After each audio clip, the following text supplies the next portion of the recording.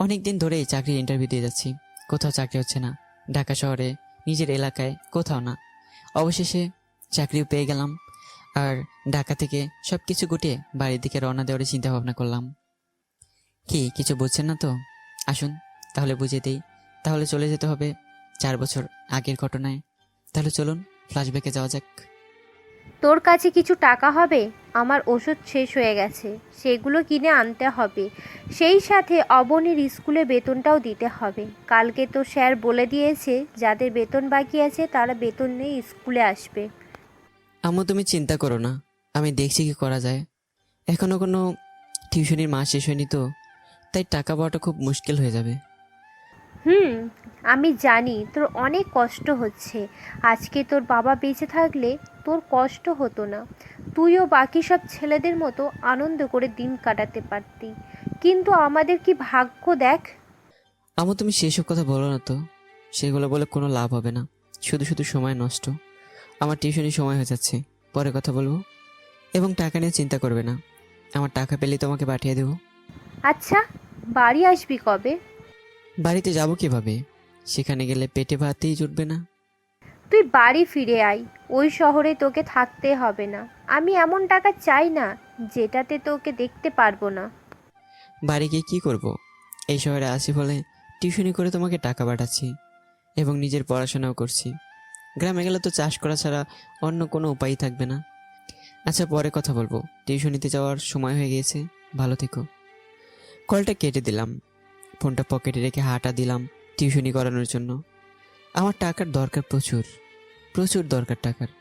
আমার ওষুধ শেষ হয়ে গিয়েছে, ছোটো বোনের স্কুলের বেতন দিতে হবে, নিজের হোস্টেলে ভাড়া দিতে হবে, আরও কত কি। এবার আমার পরিচয় আসা যাক। আমি সাজ্জাদ কেয়ার, বর্তমানে ঢাকায় থাকি। এইচএসসি পরীক্ষা শেষ করে ভার্সিটিতে ভর্তি হওয়ার প্রস্তুতি নিচ্ছি। পরিবার বলতে শুধু আম্মু এবং ছোট বোন। পরিবারের একমাত্র আয়ের উৎস বাবা ছিল, তিনি 2 বছর আগে মারা গিয়েছেন। তারপর থেকে পরিবার চালানোর দায়িত্ব আমার উপর এসে পড়ে। নিজের বাড়িতে থেকে পরিবার চালানো সম্ভব ছিল না, তাই বাবার মৃত্যুর পর ঢাকায় চলে আসি।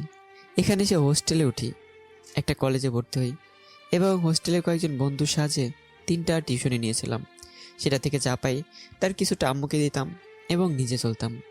আজ 2 বছর পেরিয়ে গিয়েছে, এই শহরে এসেছি। 2 বছরে মাত্র একবার বাড়িতে গিয়েছিলাম। বাড়িতে গিয়ে থাকবো কিভাবে? কাজ না করে বাড়িতে বসে থাকলে কারো ভাগ্যে খাবার জুটবে না, তাই বাড়িতে যাই না। এখন যে বাসায় টিউশনি করাতে যাচ্ছি, সে বাসার মালিক অনেক ভালো মানুষ। ওনাদের মেয়ে ক্লাস 9-এ পড়ে, আমি ওনার মেয়েকে ক্লাস 6 থেকে পড়িয়ে আসছি। আমার পড়ানো দেখে ওনারা আরও 3টা টিউশনি ধরিয়ে দিয়েছে, আর একটা আমি নিজে ঠিক করেছি। এখন মোট 7টা টিউশনি করাই। সেটা থেকে যা হয় তা দিয়ে আমাদের ভালোই চলে যায়। ছাত্রী বাসার দরজার কাছে দাঁড়িয়ে কলিং বেল বাজালাম। একটু পর বাসার কাজের লোক দরজা খুলে দিল। আমি ভেতরে প্রবেশ করার পর টেবিলে গেলাম। একটু পর আমার ছাত্রী এলো, তাই ওকে পড়ানো শুরু করলাম। পড়াচ্ছিলাম এবং তার ফাঁকে ফাঁকে আন্টিকে খুঁজছিলাম। এই বিষয়টা আমার ছাত্রী লক্ষ্য করেছে। ছাত্রীর নাম সোমাইয়া। স্যার, আপনি কি কাউকে খুঁজছেন? না না, কাউকে খুঁজছি না তো। সত্যি কথা বলুন, আমি সেই প্রথম থেকে দেখছি আপনি যেন কাকে খুঁজছেন। তেমন কিছু না, তুমি পড়ায় মনোযোগ দাও। সোমাই কিছুটা সন্দেহ নিয়ে পড়া শুরু করলো। পড়ানো শেষ করে আমি টেবিল থেকে উঠে আসতে যাব, এমন সময় সোমাইয়া বলল, আপনি উঠবেন না, বসে থাকুন, আমি একটু পরে আসছি। আমার অন্য জায়গায় টিউশনি আছে, সেখানে যেতে হবে। মাত্র 2 মিনিট লাগবে, আমি আম্মুর কাছে যাব এবং আসব। আমি কিছু বলার আগে সময় চলে গেল। একটু পর হাতে কিছু টাকা নিয়ে এসে বলল, আপনার বেতনটা নিয়ে যান, সকালে আম্মুর কাছ থেকে নিয়ে রেখেছিলাম আপনাকে টিউশন শেষে দিব বলে। আমি কিছু না বলে হাসি মুখে টাকাগুলো নিয়ে বাসা থেকে বের হয়ে এলাম। তারপর বিকাশের দোকানে গিয়ে আম্মুর বিকাশের টাকাগুলো পাঠিয়ে দিলাম। সময় বোধহয় আমার মুখ দেখে বুঝতে পেরেছিল যে আমার টাকার দরকার, তাই আজকে এই বেতনটা দিয়ে দিল। তাতে আমার ভালোই হয়েছে। ওষুধ এবং স্কুলের বেতনের টাকা ম্যানেজ হয়ে গেল। চারদিকে সন্ধ্যা নেমেছে, এখনও 3টা টিউশনি বাকি আছে। আমি দুপুর 3টা থেকে টিউশনি করানো শুরু করি। এতে যতক্ষণ লাগে লাগুক, শেষ করেই হোস্টেলে যাই। সবগুলো টিউশনি শেষ করে হোস্টেলে ফিরতে ফিরতে রাত 10টার কাছাকাছি বেজে গেল। তাই দেরি না করে ডিনার করে ঘুমিয়ে গেলাম, কারণ সকালে ভার্সিটি অ্যাডমিশনের জন্য কোচিং আছে। পরের দিন সকালে হঠাৎ ঘুম ভেঙে গেল। এমনটা প্রায়ই হয়, মাঝে মাঝে মধ্যরাতে ঘুম ভেঙে যায় আর ঘুম আসে না। বালিশের ফাঁক থেকে মোবাইলটা বের করে টাইম দেখলাম সকাল 7:30 বাজে। 9টা থেকে কোচিং। তাড়াতাড়ি করে গোসল করে রেডি হতে হবে। কোচিং হোস্টেল থেকে অনেকটা দূরে যেতে 15 থেকে 20 মিনিটের মতো লাগবে। তাই আর দেরি না করে ওয়াশরুমে গিয়ে গোসল করে নিলাম। তারপর রেডি হয়ে কোচিংয়ের উদ্দেশ্যে রওনা দিলাম। আমি সাধারণত সকালে নাস্তা করি না। নাস্তা করার টাকাগুলো বাঁচিয়ে রেখে অন্য কাজে লাগাই। কোচিং শুরু হওয়ার 20 মিনিট আগে কোচিং এসে গেছি। আমাকে সহ 4-5 জন কোচিং এসেছে। ক্লাস শুরু হবে 9টার দিকে। ব্যাগটা নিয়ে ক্লাসরুমে রেখে মাঠে চলে এলাম। হঠাৎ করে ফোনটা বাজতে লাগলো। ফোনটা বের করে দেখলাম আম্মু কল করেছে। রিসিভ করতে আম্মু বলা শুরু করলো, হ্যালো, হ্যাঁ শুনতে পাচ্ছি, বলো। কেমন আছিস? আলহামদুলিল্লাহ, তুমি কেমন আছো? ওষুধ কিনেছো কি? আলহামদুলিল্লাহ, আমি ভালো আছি। হ্যাঁ, কালকে সন্ধেবেলায় ওষুধ কিনে এনেছি। অবনীর স্কুলের বেতন দিয়েছো? হ্যাঁ, আজকে সকালে বেতন সহকারে পাঠিয়ে দিয়েছি। ভালো করেছো। সকালে নাস্তা করেছিস? আমি মনে মনে বললাম, এখন যদি না বলি আম্মু মন খারাপ করবে, এটা নিশ্চিত। মিথ্যে বলে কাটিয়ে দিতে হবে। হ্যাঁ আম্মু, আমি নাস্তা করে কোচিং এসেছি। তোমরা নাস্তা করেছো? হ্যাঁ করেছি। তোর কোচিং বোধহয় শুরু হয়ে যাবে। তুই ক্লাস করে আয়, পরে আবার কথা হবে। ঠিক আছে, কলটা রাখলাম তাহলে। ঠিক আছে। আমি কল কেটে দিলাম। পৃথিবীতে এই দুজন মানুষ ছাড়া আমার আর আপন কেউ নেই। দিন শুরুতে বা শেষে দুজনের সাথে কথা বললে মনটা ভালো হয়ে যায়। দুজন বললে ভুল হবে, কারণ অবনীর সাথে খুব কথা কম হয়, আম্মুর সাথে বেশি বেশি পরিমাণের কথা হয়। 9টা বাজতে 5 মিনিটের মতো বাকি আছে। এর মধ্যে অনেক স্যার চলে এসেছে। যে যার ক্লাসের দিকে যাচ্ছে। আমি মাঠে দাঁড়িয়ে না থেকে ক্লাসরুমে প্রবেশ করলাম। স্যার এখনও আসেনি। তার সময় হলে তিনি চলে আসবেন। আমার জীবনে বন্ধু বলতে কয়েকজন ছিল, কিন্তু সময় পরিবর্তনের সাথে সাথে তাদের অবহেলা বেড়ে গেল। তারপর কথা বলাই বন্ধ হয়ে গেল। তারপর থেকে তাদের কোনো খোঁজ নেই না। আমিও নতুন করে কারোর সাথে বন্ধুত্ব করতে যাইনি। একা থাকতে বেশি পছন্দ করি। হোস্টেলে কয়েকজন রুমমেট আছে, ওদের সাথে প্রয়োজন ছাড়া কথা বলি না। তখনই ক্লাসে স্যার প্রবেশ করলো, হাতের নোটিশ। হয়তো আজকে কিছু নোটিশ দিবে। হ্যাঁ, যেটা ভেবেছিলাম সেটাই। স্যার বুকটা ওপেন করে পড়া শুরু করলেন।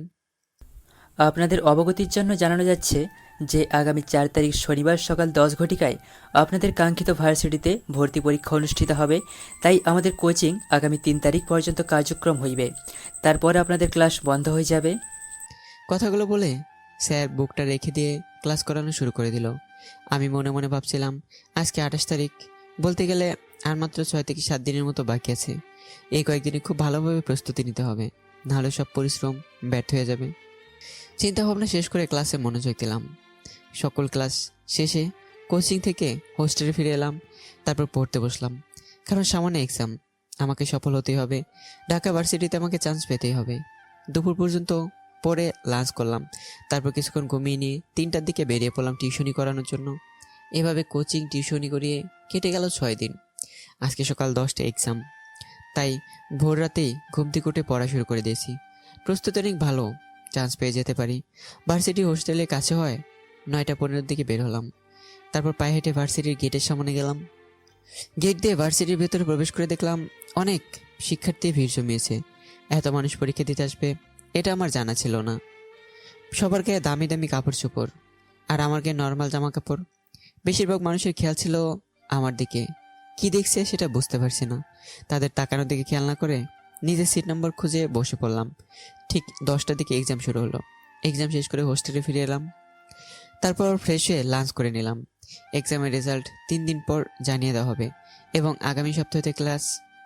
প্রতিদিনের মতো দুপুর 3টার দিকে হোস্টেল থেকে বের হলাম টিউশনি করানোর জন্য। এক এক করে সকল টিউশনি শেষ করতে করতে রাত 10টা বেজে গেল। রাত 10টার দিকে টিউশনি শেষ করে হোস্টেলে যাচ্ছিলাম, এমন সময় আমার ফোনটা বেজে উঠলো। পকেট থেকে বের করে দেখলাম অবনী ফোন করেছে। রিসিভ করতে ওপাশ থেকে বলা শুরু করলো, ভাইয়া কেমন আছিস? আলহামদুলিল্লাহ ভালো, তুই কেমন আছিস? আমি ভালো আছি। বাইরে আছিস নাকি? গাড়ির আওয়াজ পাচ্ছি। হ্যাঁ, টিউশনি শেষ করে হোস্টেলে ফিরছি। তোকে না বলছি রাতের বেলা বাইরে দিয়ে ঘোরাঘুরি করবি না, কিন্তু তুই তো আমার কোনো কথাই শুনিস না। কি করব বল, বাধ্য হয়ে করা লাগছে।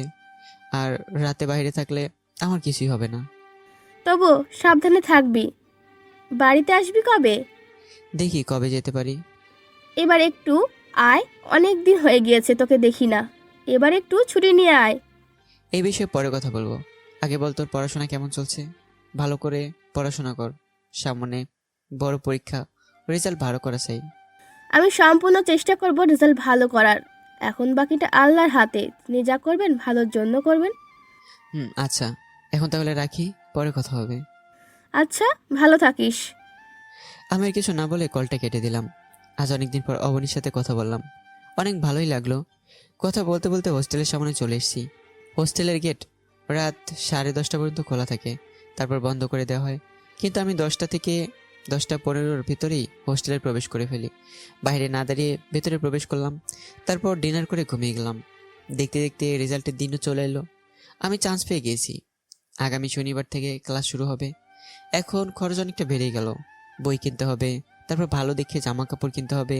অবশ্য জামা কাপড় যা আছে সেটা দিয়ে চলে যাবে, কিন্তু বইগুলো বাধ্যতামূলক কেনাই লাগবে, না হলে পড়বো কি দিয়ে?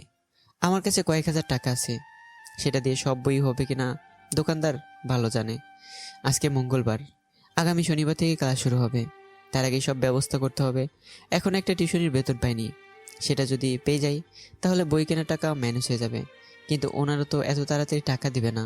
ওনাদের বেতন দিতে দিতে 10 থেকে 12 তারিখ লেগে যাবে। এমন কোনো বন্ধু নেই যে তার কাছ থেকে টাকা ধার নিয়ে বই কিনবো। কি যে করব কিছুই বুঝে উঠতে পারছি না। এত চিন্তা করে লাভ নেই। চিন্তা করলে সমস্যার সমাধান হয়ে যাবে না। পকেটে যে কয় টাকা আছে আপাতত ওই টাকা দিয়ে জরুরি বইগুলো কিনে নিয়ে আসি। ঘড়িতে দুপুর 2টা বাজে। ডিনার করে বিছানায় শুয়ে আছি। 1 ঘন্টা পর টিউশনি করানোর জন্য বের হব, তাই এখন বিশ্রাম নিচ্ছি। 3টা বাজার সাথে সাথে হোস্টেল থেকে বের হয়ে গেলাম টিউশনি করানোর উদ্দেশ্যে। প্রতিদিনের মতো টিউশনি করে লাইব্রেরি থেকে বই কিনে হোস্টেলে ফিরলাম। প্রথমে ভেবেছিলাম যে টাকা আছে সেগুলো দিয়ে বই হবে না, কিন্তু আমার ধারণা ভুল। আর মাত্র একটা বই কিনলে সবগুলো হয়ে যাবে। কালকে সকালে ভার্সিটির প্রথম দিন এবং ক্লাস। জানি না কালকের দিনটা আমার কেমন যাবে, তবে আশা করছি সব কিছুই ভালোই কাটবে। সুন্দর একটা মুহূর্তের আশা নিয়ে রাতে ঘুমিয়ে গেলাম। ঘুম ভাঙলো পরের দিন সকালে, তাই বিছানা ছেড়ে ফ্রেশ হয়ে ভার্সিটির উদ্দেশ্যে রওনা দিলাম। যাওয়ার সময় রাস্তার পাশে হোটেল থেকে সকালে নাস্তাটা করে নিলাম।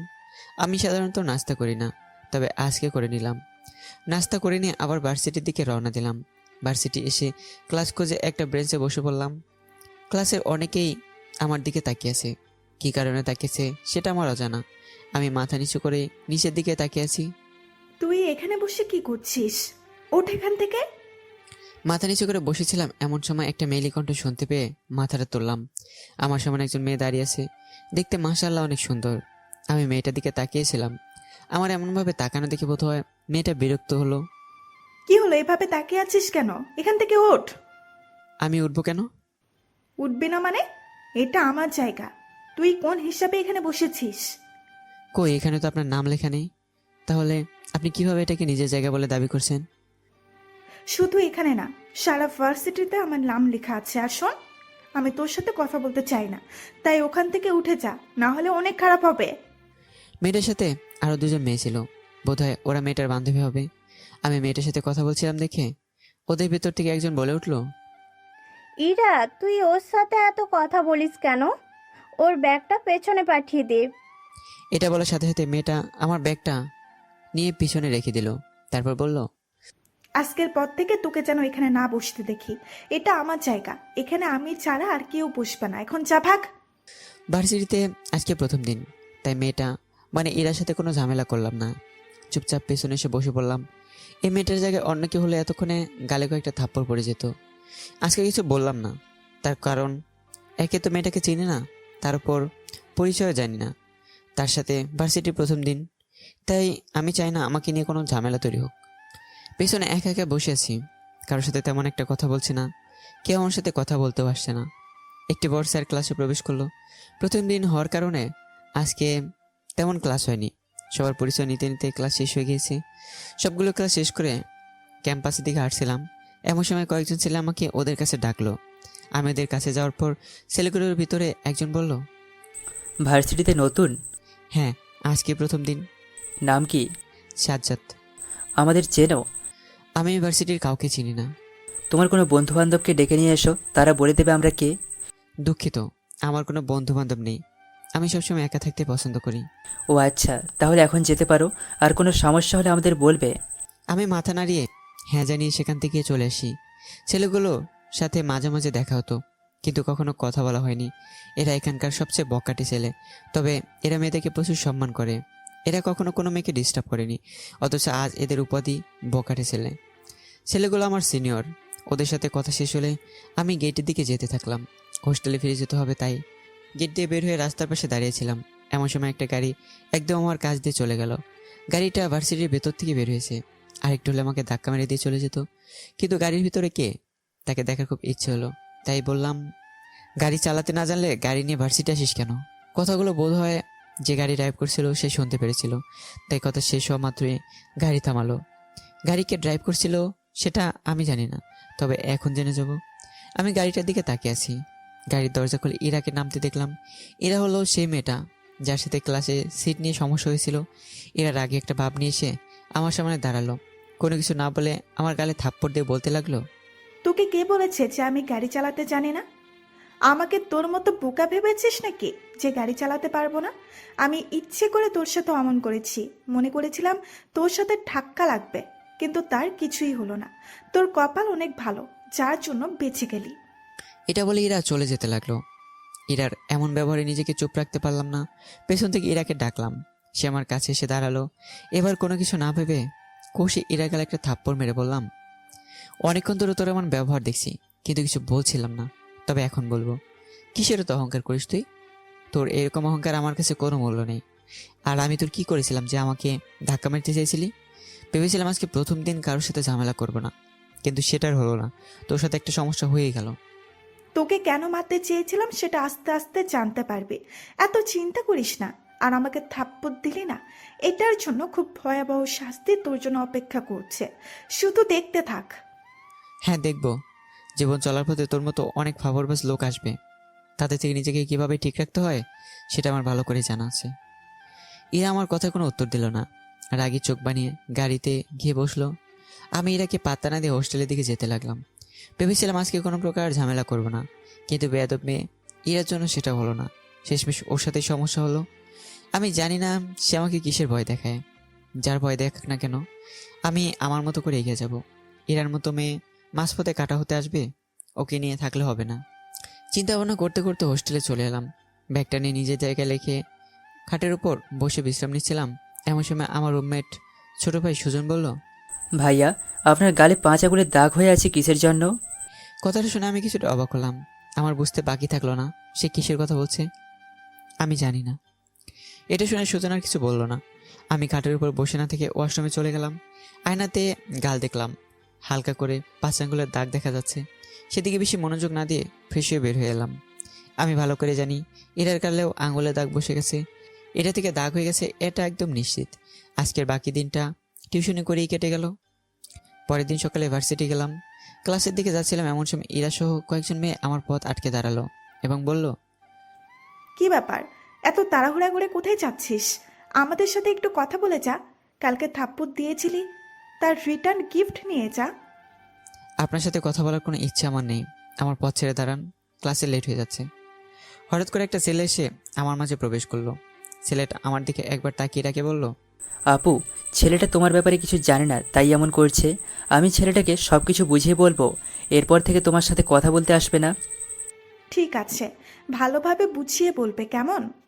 ছেলেটা আমাকে ইরাদের সামনে থেকে নিয়ে ক্লাসের কাছে চলে এলো। তুমি কি পাগল? ওদের সাথে লাগতে গিয়েছো কেন? তুমি কি ইরার পরিচয় জানো? না, কে ইরা? ইরা হলো এই ভার্সিটির সভাপতির মেয়ে। সভাপতি হওয়ার সাথেও অনেক একজন বড় মাপের বিজনেসম্যান। তাই তো বলি, ইরা এত কিসের অহংকার দেখে চলে? হ্যাঁ, তাই তো কেউ ইরার সাথে ভালোভাবে কথা বলে না।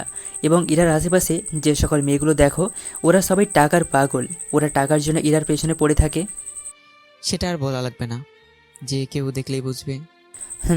তুমিও ইরার সাথে বেশি কথা বলো না, বললে তোমার সমস্যা হবে। আচ্ছা। তাহলে চলো ক্লাসে যাই। তারপর আমি এবং ছেলেটা ক্লাসে প্রবেশ করলাম। আজকে একদম লাস্ট বেঞ্চে গিয়ে বসলাম। আমার সাথে ছেলেটা বসেছে। আমার নাম সাহিদ, তোমার নাম কি? আমার নাম সাজ্জাদ। ও, আপনার ফ্যামিলিতে কে কে আছে? আমি, আম্মু এবং ছোট একটা বোন। তোমার ফ্যামিলিতে কে কে আছে? আমারও সেম কাহিনী। আমরা কি বন্ধু হতে পারি? পারি। তাহলে কিন্তু তুই করে বলতে হবে। ঠিক আছে, বলবো। ক্লাস শেষে আমরা আরও কয়েকজন বন্ধু আছে, তাদের সাথে তোর পরিচয় করিয়ে দেবো, কেমন? ওকে, দিস। তখন ক্লাসে স্যার প্রবেশ করলো। তার কোনো কথা হলো না। স্যার আসার কিছুক্ষণ পর ইরা ক্লাসে প্রবেশ করলো, তবে স্যার তাকে কিছু বললো না। আস্তে আস্তে সবগুলো ক্লাস শেষ হয়ে গেল। তাই শাহিদের সাথে ক্লাস থেকে বের হলাম। এখন ক্যাম্পাসের বটগাছের নিচে শাহিদের সাথে দাঁড়িয়ে আছি। শাহিদ ওর বন্ধু বান্ধবের জন্য অপেক্ষা করছে। একটু পর 3জন মেয়ে এবং 2জন ছেলে এসে শাহিদের পাশে দাঁড়ালো। তখন শাহিদ এক এক করে সবাইকে দেখে বলল, এরা হলো আমার বন্ধু রিফা, লিজা, তানহা, আসিফ, আকাশ আর ও হলো সাজ্জাদ, আমাদের নতুন বন্ধু। তখন মেয়েগুলোর ভেতর থেকে তানহা বলে উঠল, তুমি সেই ছেলেটা না যে কালকে ইরাকে থাপ্পড় দিয়েছিল? আমি মাথা নেড়ে হ্যাঁ জানালাম। ইরা তোমাকে কিছু বলেনি? কি বলবে, কালকে ও নিজের দোষের জন্যই থাপ্পড় খেয়েছে। এটা বলে আমি পিছনে তাকালাম, দেখলাম ইরা রাগি চোখ নিয়ে দিকে আসছে। আমার কথা শুনে ফেলেছে নাকি। শাহিদের দিকে তাকালাম, সেও কিছুটা অবাক হয়ে ইরার দিকে তাকিয়ে আছে। এতক্ষণে ইরা আমার একদম সামনে চলে এসছে, চোখে অনেকটা রাগী ভাব। আপনারা আমাকে নিয়ে সমালোচনা করছেন নাকি? সেই রকম কিছু না, আমরা এমনিই দাঁড়িয়ে গল্প করছিলাম।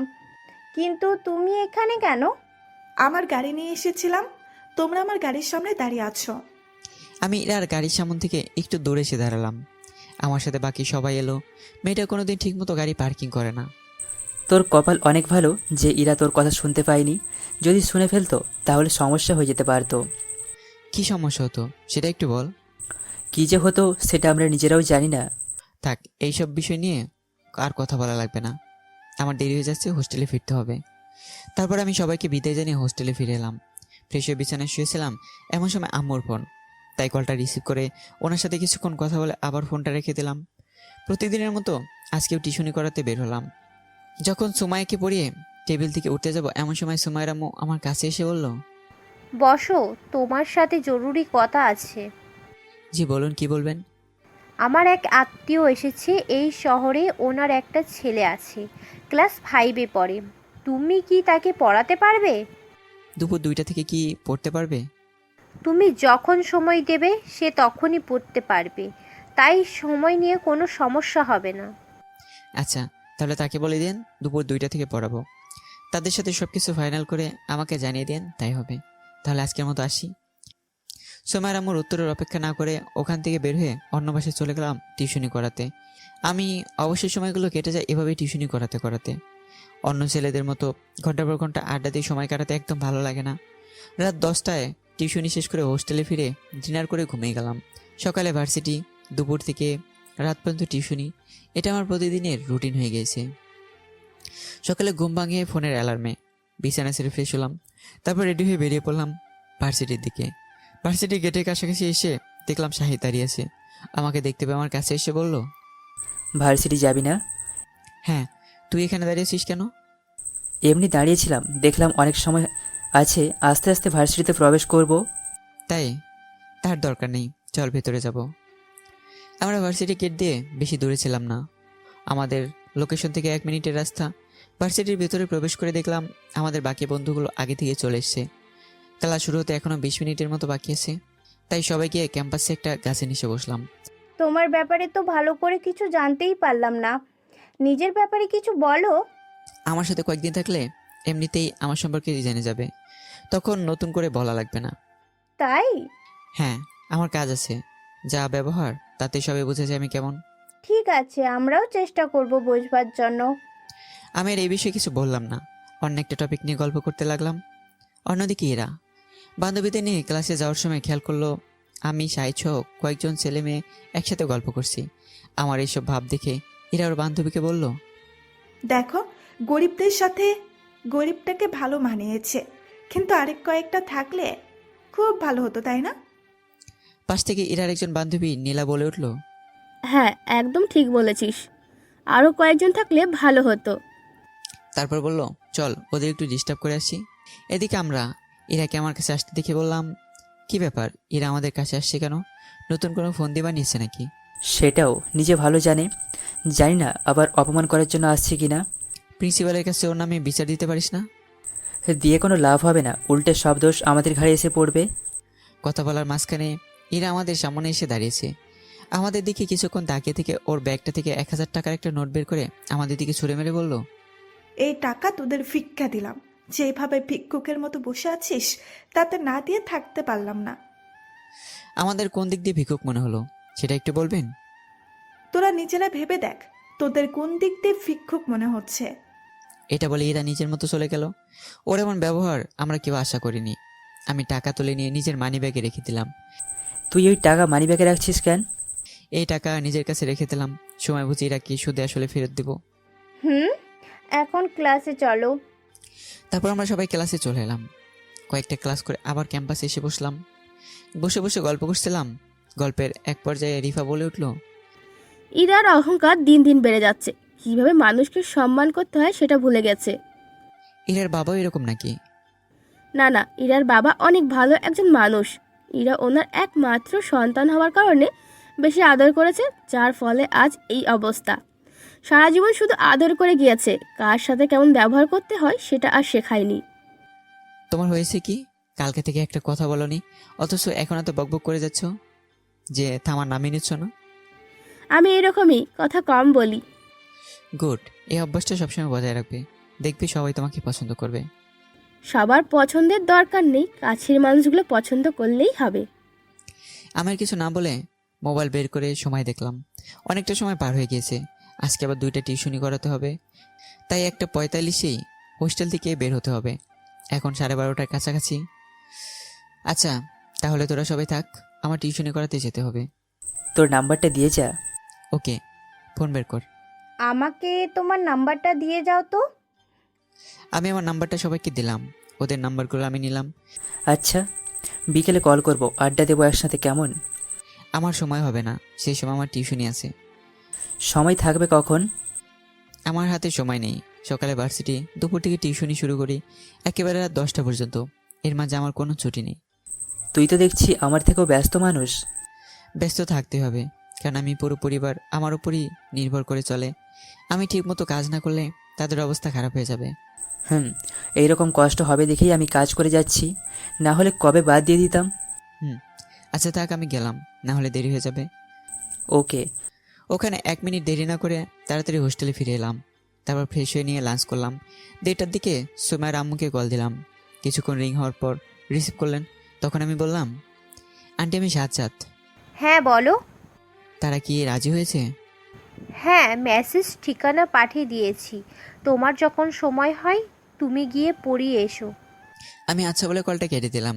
কিছুক্ষণ পর ফোনে মেসেজ এলো, বাসার ঠিকানা লিখে পাঠিয়েছে। 2টা পড়াতে চেয়েছি, তাই বেশি দেরি না করে রওনা দিলাম নতুন বাসার নতুন টিউশনি করানোর জন্য। মেসেজের ঠিকানা অনুযায়ী বাসাটা খুঁজে বের করেছি, কিন্তু বাসা দেখে আমি অবাক। কারণ বাসার সামনে অনেক বডিগার্ড দাঁড়িয়ে আছে এবং বাসাটা অনেক বড় এবং সুন্দর করে সাজানো। মনে হচ্ছে এটা কোনো ভিআইপি লোকের বাসা, যার জন্য এত সিকিউরিটি। এই বাসাতে আমার টিউশনি করাতে হবে, এটা ভেবে আমার অনেক ভালোই লাগছে, আবার অবাকও লাগছে। বাসার ভিতরে কি প্রবেশ করতে দেবে? গেটের কাছে কয়েকজন বডিগার্ড দাঁড়িয়ে আছে, হাতে রাইফেল নিয়ে। কাছে যেতেও ভয় করছে, যদি গুলি করে তাহলে। অনেক ভয় করছে, তবুও বুকে সাহস নিয়ে গেট দিয়ে ভিতরে প্রবেশ করলাম। ভেবেছিলাম আমাকে প্রবেশ করতে দিবে না, পথ আটকে বাধা দিবে, কিন্তু ওনারা সেটা কিছুই করলো না। কিন্তু কেন সেটা বুঝতে পারলাম না। বাসার বাগানের ভেতরে অনেকগুলো গার্ড দাঁড়িয়ে আছে, অনেক কড়া নজর চলছে এখানে। আমি চারদিকে একবার দেখে নিয়ে দরজার কাছে গেলাম। কলিং বেল বাজানোর কিছুক্ষণ পর একটা মহিলা সে দরজা খুলে দিল। দরজার সামনে আমাকে দাঁড়িয়ে থাকতে দেখে বললেন, আপনি কে এবং এখানে কেন এসেছেন? আমি সাজ্জাদ, সবার বাসায় গিয়ে টিউশনি করি। এই বাসাতেও নাকি টিউশনি করাতে হবে, তাই এখানে এসেছি। ও, আপনি ভেতরে আসুন, আমি স্যারকে ডেকে দিচ্ছি। বাকি কথাগুলো ওনার সাথে বলিন। আমি দাঁড়িয়ে না থেকে বাসার ভিতরে প্রবেশ করলাম। মহিলাটি আমাকে ড্রয়িং রুমে নিয়ে সোফায় বসতে বলল। আমি সোফায় বসে পড়লাম। অনেক ক্লান্ত লাগছে, টানা রোদ দিয়ে হেঁটে এসেছি তো। আপনি এখানে বসুন, আমি স্যারকে ডেকে দিচ্ছি। মহিলাটি 2য় তলায় চলে গেলেন। আমি বাসার চারদিকে একবার তাকিয়ে দেখলাম, অনেক বড় ড্রয়িং রুম, খুব সুন্দর করে সাজানো। একবার দেখলে বারবার দেখতে মন চাইবে। তবে আমি নিজেকে কন্ট্রোল করে নিলাম। এভাবে দেখলে যে কেউ সন্দেহ করবে, যার ফলে কি হবে জানি না। 5 মিনিট ধরে বসে থাকার পর সেই মহিলাটি ফিরে এসে বলল, আপনি আর একটু অপেক্ষা করুন, স্যার আসছেন। আপনার কিছু লাগবে, চা বা কফি? না না, আমার ওসব কিছু লাগবে না, স্যারের সাথে কথা বলে আমি চলে যাব। ঠিক আছে, তাহলে অপেক্ষা করুন। এই বলে মহিলাটি কোথায় যেন ওধা হয়ে গেলেন। পকেট থেকে মোবাইল বের করে দেখলাম 2:15 আমি মনে করেছিলাম সুমাইয়ার আম্মু সব কথা বলে রেখেছে, কিন্তু উনি তার কিছুই করেনি। এখন সব কিছু আমাকেই ঠিক করতে হবে। এখন 2:45 প্রায় 30 মিনিটের মতো হয়ে গেছে ড্রয়িং রুমে বসে আছি, অথচ কেউ দেখা করতে আসছে না। মহিলাটিকেও দেখতে পাচ্ছি না। উনি থাকলে আবার ডাকতে পাঠাতাম। আর মাত্র 5 মিনিট অপেক্ষা করব। এর মধ্যে যদি কেউ আসে তাহলে কথা বলবো, এবং না এলে আমি চলে যাব। এইসব ভাবতে ভাবতে সিঁড়ির দিকে তাকালাম। একজন মধ্যবয়সী লোক নিচে নামছেন। ওনার মুখের দিকে তাকালাম, যদি চিনতে পারি, কিন্তু তার কিছুই না। ওনাকে আজকের আগে কখনো দেখিনি। উনি এসে আমার সামনে সোফায় বসলেন। তারপর নিজের পকেট থেকে একটা সিগারেটের প্যাকেট বের করে আমাকে বললেন, সিগারেট খাও? আমি মাথা নেড়ে না জানালাম। লোকটি আমার কথার উত্তর না দিয়ে প্যাকেট থেকে একটা সিগারেট বের করে ধরালেন। তারপর বলা শুরু করলেন। তারপর আমাকে নাম জিজ্ঞেস করলেন, তোমার নাম কি জানো? আমার নাম তারেক তালুকদার, বাংলাদেশের একজন বিখ্যাত বিজনেসম্যান। আমার নাম শুনেছো কি? জি না, আমি সবসময় কাজ নিয়ে ব্যস্ত থাকি, যার ফলে এই দুনিয়ার কোনো খোঁজখবরই শুনতে পারি না, এবং আপনাকেও চিনি না। সমস্যা নেই, আমার একটা ছেলে আছে, ওর নাম সাফাত, ক্লাস 5-এ পড়ে। আমি চাই তুমি আমার ছেলেকে পড়াও। তোমার নামে অনেক প্রশংসা শুনেছি, তাই তোমাকে সিলেক্ট করলাম। না হলে অনেক দামি দামি টিউটর ওকে পড়ানোর জন্য পাগল হয়ে আছে, তবে তাদের নেই। পড়াতে পারবে তো? জি পারবো। আজকে পড়ানোর জন্য এসেছিলাম, কিন্তু এখন সময় হয়ে গেছে অন্য একটা টিউশনিতে যাওয়ার। যাও, সমস্যা নেই। আর কালকে দুপুরে পড়াতে চলে এসো, কেমন? আপনি চিন্তা করবেন না, সময় মতো চলে আসবো। আজকে আসি, কালকে দেখা হবে। ঠিক আছে। আমি কিছু না বলে বাসার ভেতর থেকে বাইরে চলে এলাম। আমার অনেকটা সময় নষ্ট করে দিল। এই একটা বদ অভ্যাসের জন্য এসব লোকদের আমার পছন্দ হয় না। সেটা হলো ঘন্টার পর ঘন্টা মানুষজনকে বসিয়ে রাখা। যারা এই কাজ করে তাদের আমার একদম পছন্দ হয় না। মোবাইল বের করে টাইম দেখলাম, 3:10 বাজে। আজকে একটু লেট হয়ে গেছে। 3:15 থেকে বেশি লেট করা যাবে না। এখন অনেকটা রাস্তা বাকি। দ্রুত যাওয়ার জন্য হাঁটার স্পিড বাড়িয়ে দিলাম। অনেক দ্রুত হেঁটে যাওয়ার কারণে সময় মতো টিউশনি ধরতে পেরেছিলাম। সেখানে টিউশনি শেষ করে চলে গেলাম সুমাইয়াদের বাসায়। সুমাইয়াকে পড়াচ্ছিলাম, এমন সময় ওর আম্মু এসে বললেন, তারেক ভাইয়ের বাসায় গিয়েছিলে? হ্যাঁ আন্টি, গিয়েছিলাম। সেখানে ওনার সাথে কথা বলে সব কিছু ফাইনাল করলাম। তারপর টিউশনি করানোর জন্য বের হয়েছি। ও ও আজকে ওনার ছেলেকে পড়াওনি? না আন্টি, আজকে পড়ানোর সুযোগ হয়ে ওঠেনি। ও আচ্ছা। আমি হ্যাঁ বলে সোমাকে পড়ানো শুরু করলাম। পড়ানো শেষ করে সব টিউশনিগুলো শেষ করে হোস্টেলে ফিরে এসে ডিনার করে ঘুমিয়ে গেলাম। পরদিন সকালে ঘুম ভাঙলো ফোনের রিংটনে। চোখে ঘুম নিয়ে ফোনের দিকে তাকালাম। শাহিদ নামটা স্ক্রিনের উপরে ভাসছে। কলটা রিসিভ করতে ওপাশ থেকে শাহিদ বলল, ভার্সিটি আসবি না? হ্যাঁ, তুই আসবি না? আমি বের হচ্ছি, তুইও বের হ, না হলে লেট হয়ে যাবে। ঠিক আছে, তুই কল কেটে দে, আমি আসছি। শাহিদ কলটা কেটে দিল। আমি ঘুম ঘুম ভাব নিয়ে বিছানা থেকে নামলাম। তারপর ওয়াশরুমে গিয়ে ফ্রেশ হয়ে বের হলাম। ভার্সিটি যাওয়ার জন্য রেডি হয়ে বেরিয়ে পড়লাম। 15 মিনিট পর ভার্সিটিতে প্রবেশ করে শাহিদকে খুঁজতে লাগলাম। খেয়াল করলাম ক্যাম্পাসের শেষ মাথায় শাহিদ সহ কয়েকজন বসে আছে। তাই দেরি না করে ওদের কাছে চলে যেতে লাগলাম। ক্যাম্পাসের ভেতর দিয়ে হেঁটে যাচ্ছিলাম, এমন সময় দেখলাম ইরা আমার সামনে দিয়ে যাচ্ছে। আমি ইরার পাশ কেটে চলে যাব, এমন সময় কেউ একজন আমার পায়ে ল্যাং মেরে দৌড়ে চলে গেল। আমি নিজেকে কন্ট্রোল করতে না পেরে ইরার উপর পড়ে গেলাম। ইরা সহ আমি মাটিতে শুয়ে আছি। 10 সেকেন্ডের ভেতর কি থেকে কি হয়ে গেল কিছুই বুঝতে পারলাম না। আমি এখনো শুয়ে আছি। আশেপাশে তাকিয়ে দেখলাম সবাই আমাদের দিকে তাকিয়ে আছে। আমি দেরি না করে উঠে দাঁড়ালাম। ইরা এখনো মাটিতে বসে আছে। ইরাকে সাহায্য করার জন্য হাত বাড়িয়ে নিলাম। ইরা উঠে দাঁড়ালো। চোখে মুখে রাগের ছাপ স্পষ্ট বোঝা যাচ্ছে। আমি ইরা থেকে একটু দূরে গিয়ে দাঁড়িয়ে বলতে লাগলাম, বিশ্বাস করো, এই কাজটা আমি করিনি। কেউ একজন আমাকে বাকি কথাগুলো বলার আগেই ইরা আমার কাছে এসে আমার গালে কষি 2টা থাপ্পড় দিল। তারপর বলতে লাগলো, কি ভেবেছিস আমি কিছু বুঝি না? এসব আমাকে স্পর্শ করার বাহানা। আমার গায়ে হাত দিয়ে এখন ল্যাং মেরেছে এটা বলে চালিয়ে দিচ্ছিস। তুই কি ভেবেছিস এটা বললে আমি তোকে ছেড়ে দেব? দেখ আজকে তোর কি অবস্থা করি। তুমি ভুল ভাবছো, আমি ইচ্ছে করে এমনটা করিনি। কেউ আমাকে ল্যাং দিয়েছিল, যার ফলে এমনটা হয়ে গিয়েছিল। এরা কিছু না বলে রাগী ভাব নিয়ে চলে গেল। আমি বুঝতে পারছি না কিভাবে এরাকে বোঝাবো যে এই কাজটা আমি করিনি, কেউ আমাকে ল্যাং দিয়েছিল, যার জন্য এমনটা হয়েছে। শাহিদ আমার পাশে দাঁড়িয়ে তামাশা দেখছিল। ইরা চলে যাওয়ার পর আমার কাছে এসে বলল, ইরা তোকে থাপ্পড় মারলো কেন? কি করেছিস? আমি শাহিদকে সব ঘটনা খুলে বললাম। এটা শুনে শাহিদ বলল, তুই চিন্তা করিস না, আমি ইরার সাথে কথা বলবো। এবং তুই কি ছেলেটার মুখ দেখেছিস যে তোকে ল্যাং মেরেছিল? না, সবকিছু হুটহাট করে হয়ে যাওয়ার কারণে কে মেরেছিল সেটা দেখতে পারিনি। খুঁজে বের করবো, সমস্যা নেই। এখন চল ক্লাসে যাই। আমি কিছু না বলে শাহিদের সাথে ক্লাসে চলে এলাম। সবগুলো ক্লাস শেষ করে শাহিদের সাথে কিছুক্ষণ সময় কাটিয়ে হোস্টেলে ফিরে এলাম। আজকে দুপুর 2টা থেকে টিউশনি, তাই 1:30টার দিকে বেরিয়ে গেলাম। একসাথে সব টিউশনি শেষ করতে করতে রাত 10টা বেজে গেল। টিউশনি শেষ করে হোস্টেলে ফিরছিলাম। হোস্টেল প্রায় কাছাকাছি চলে এসেছি, এমন সময় কয়েকটা বাইক এসে আমার রাস্তা আটকে দাঁড়ালো। মোট 3টা বাইক ছিল, 2জন ছেলে এবং 1জন মেয়ে।